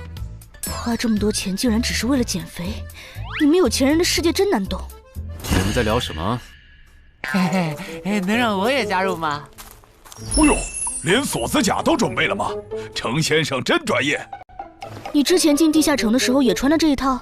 对啊，如果没有这套防具，我早就死在地下城里了。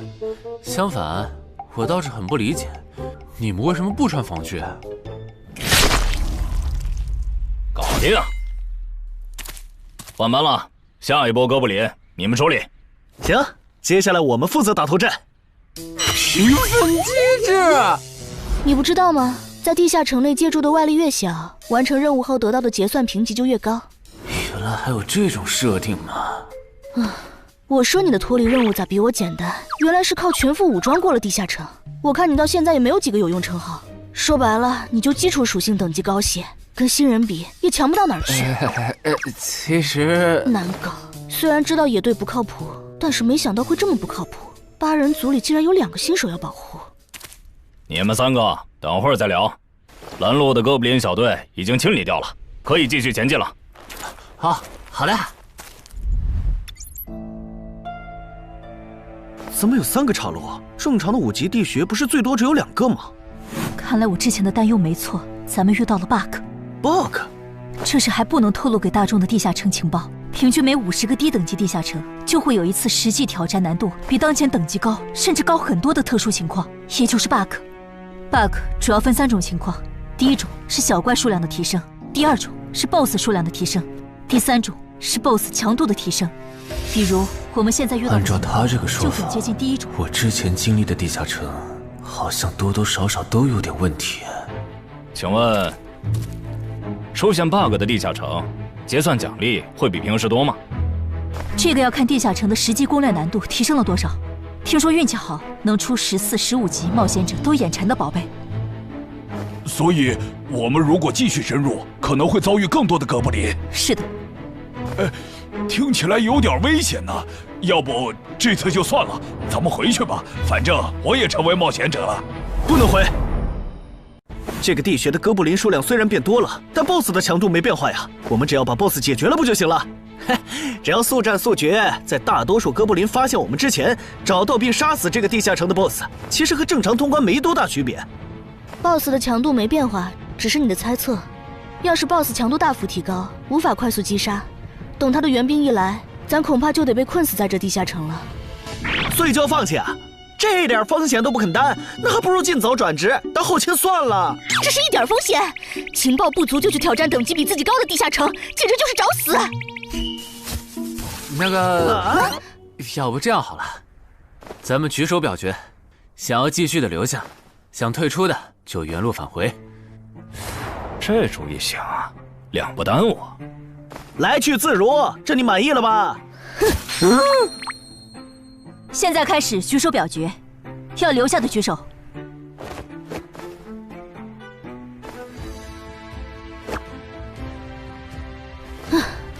所以说野队就是野队，完全没有风控意识。不是，你有毛病吗？他们等级高，想拼一下我能理解，你实力还不如我呢，你凑什么热闹？但我还是想试试。既然大家已经做出选择了，那就在这里分道扬镳吧。王老板，你的通关费用我晚一点退给你啊。哎呀，不用，就当交个朋友了。走了。哎呀，你等等我！一定要走左边吗？我觉得右边更好啊。那就猜拳，谁赢了听谁的。要是平局怎么算？靠谱吗？这两人平局就走中间呗。我怎么感觉上贼船了？石头，剪刀，不！好耶，我赢了！呀，早知道出剪刀了呀！可恶！等下 BOSS 出来了，你不用上，你就负责清小怪，别让哥布林打扰我施法。没问题。那个，你为什么那么不看好他们呀？这个地下城真的有那么危险吗？你怎么知道我不看好他们的？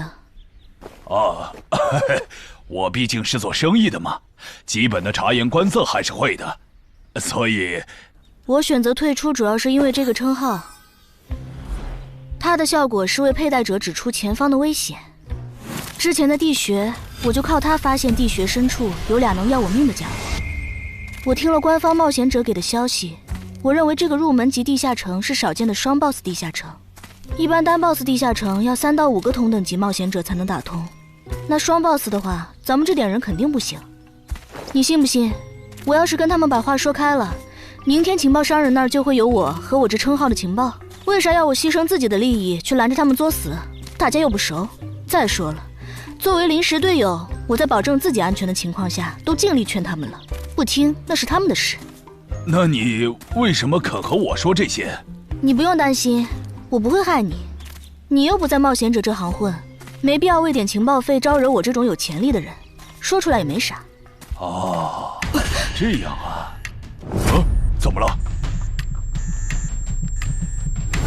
不能再继续前进了，外面有更致命的危险。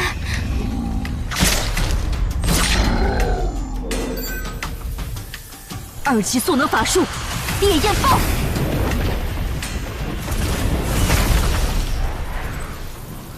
原来林开战前套给我的元素护甲是干这个用的呀！不愧是官方冒险者，虽然同为5级，但他的称号、职业、技能和装备都已经毕业了，而且还是最难凑齐的一套法系职业。干得漂亮！换班，下一波哥布林你们来处理。好的。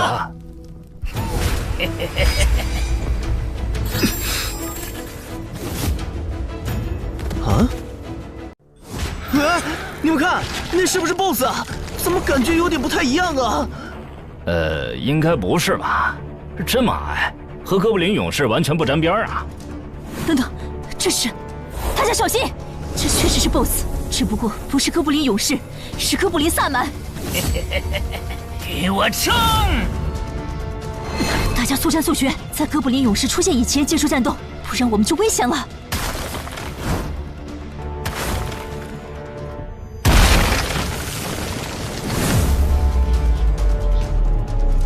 开什么玩笑？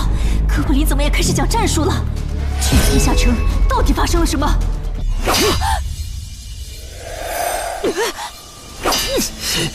快走！我来会会这家伙。林那边好像遇到麻烦了，你们出个人去帮忙。你在开玩笑吗？这么多哥布林，我们哪抽得出人手？快去帮他们呀！这边我一个人能行。可是，走啊！待在这儿，影响我发挥。我会尽快解决掉哥布林萨满，然后来帮你。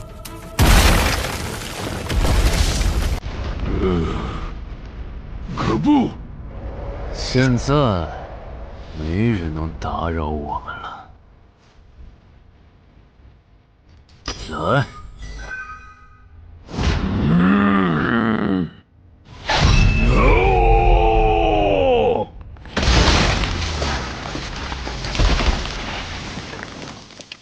这个 BOSS 力量惊人，但太笨拙了。就算不用一步一杀，我应该也能躲过他的大部分攻击。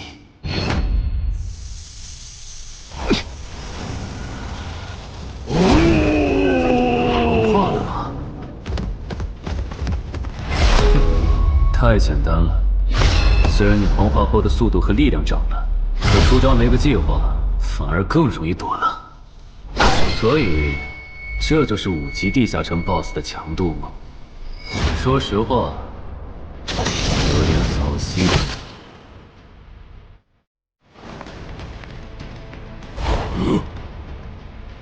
你这种程度，连当我的开胃前菜都不配。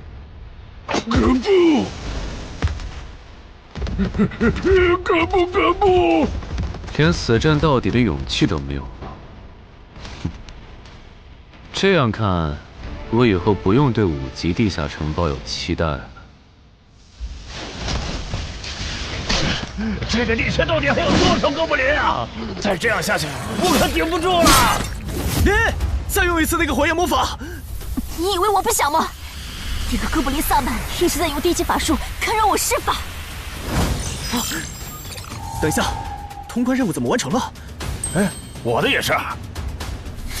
石洞山市民解决掉了哥布林勇士，大家再撑一下，他等下应该会来支援我们。我看不见得，他既然已经完成了通关任务，就没有理由再回来冒险。那咱们也撤吧，反正通关任务已经完成了。不行，如果我们不能一鼓作气杀死哥布林萨满，那撤退的路上我们会被他们耗到死的。您说的对，现在还不能撤，大家顶住！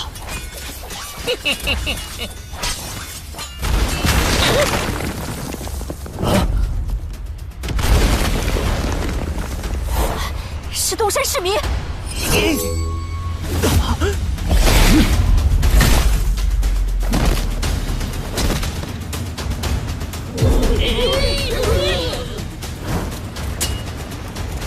你从哪儿找来的大佬啊？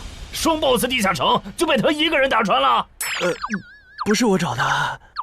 关于我的事情，麻烦大家帮忙保守秘密啊！明白。你这种有潜力的新人，容易被人盯上，等级没升上去前，确实不能太张扬。理解万岁。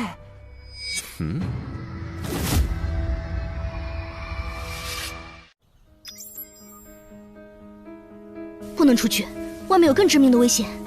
啊，更致命的危险？就是有一个危险程度远比双 BOSS 大的冒险者守在外面，我们出去就会被杀。那怎么办？回去找其他人，说服他们一起抱团冲出去。你们竟然把2个 BOSS 都杀了！这俩可都是他一个人干掉的，我们都没出多少力。怎么是他？我之前明明用称号确认过，他威胁不到我。等等，你怎么知道这个地下城有2个 BOSS 的？难道你刚刚一直躲在我们身后偷看？那倒没有，在你们遇到 BOSS 以前，我们就已经走到出口了。之所以知道这个地下城里有2个 BOSS， 是因为我的这个称号，他能帮我找出前面对我有威胁的存在。我就是靠他才知道这地下城有俩 BOSS 的。不是吧？你有这么好用的称号，你之前不提醒我们？我是没有直接提醒，但我有劝过你们不要继续深入地穴吧。那你为什么又折返回来？因为出口那边有一个比双 BOSS 更强、敌意更浓的高等级冒险者在堵门。外面有高等级冒险者在堵门，你确定？确定。先是地下城难度超标，再是高等级冒险者堵门，可疑的地方太多了。说，是不是你搞的鬼？不是我，不信咱们签单向契约确认。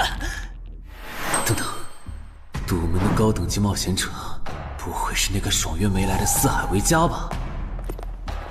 那个，我想问一下，你的称号可以预知危险，那如果我对你流露出杀意，你能判断我和堵门的人谁更强吗？能。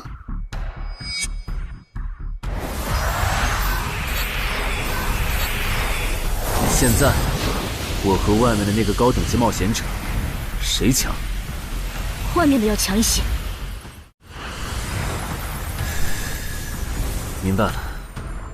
那摆在我们面前的，就只有一条路了。大家先去结算各自的脱离和通关任务，等提升完，咱们就去和出口的堵门者拼命。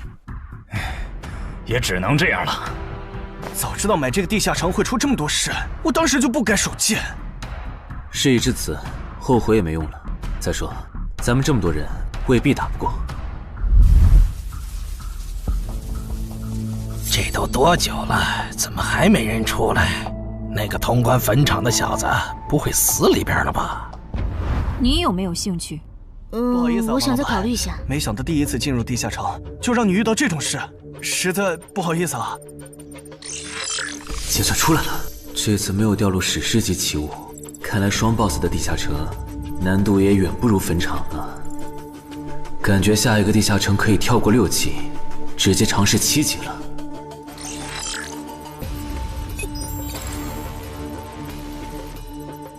不算置死地而后生的话，能在一会的战斗中派上用场的，应该就只有扮猪吃老虎、奇迹生还者与传奇过招、自适应、暗行艺术和守护者。与传奇过招这技能比置死地而后生差点，能让我状态拉满，但要扣4力量、4敏捷、2感知。至于暗行艺术，应该是和扮猪吃老虎搭配，靠扮猪吃老虎走到目标的视野盲区，然后换暗行艺术逐渐接近目标，最后再切到置死地而后生，从而打出完美的偷袭。至于守护者，最合理的应该是依靠与传奇过招的感知加2，提前确定目标的下一步动作。要是目标跑去攻击别人，就切换称号守护者去阻拦他。围绕这2个称号展开的战术，感觉都还可以，但如果硬要选一个，还真不太好选。先瞅瞅新得的职业技能和奇物有啥效果，再决定下一步吧。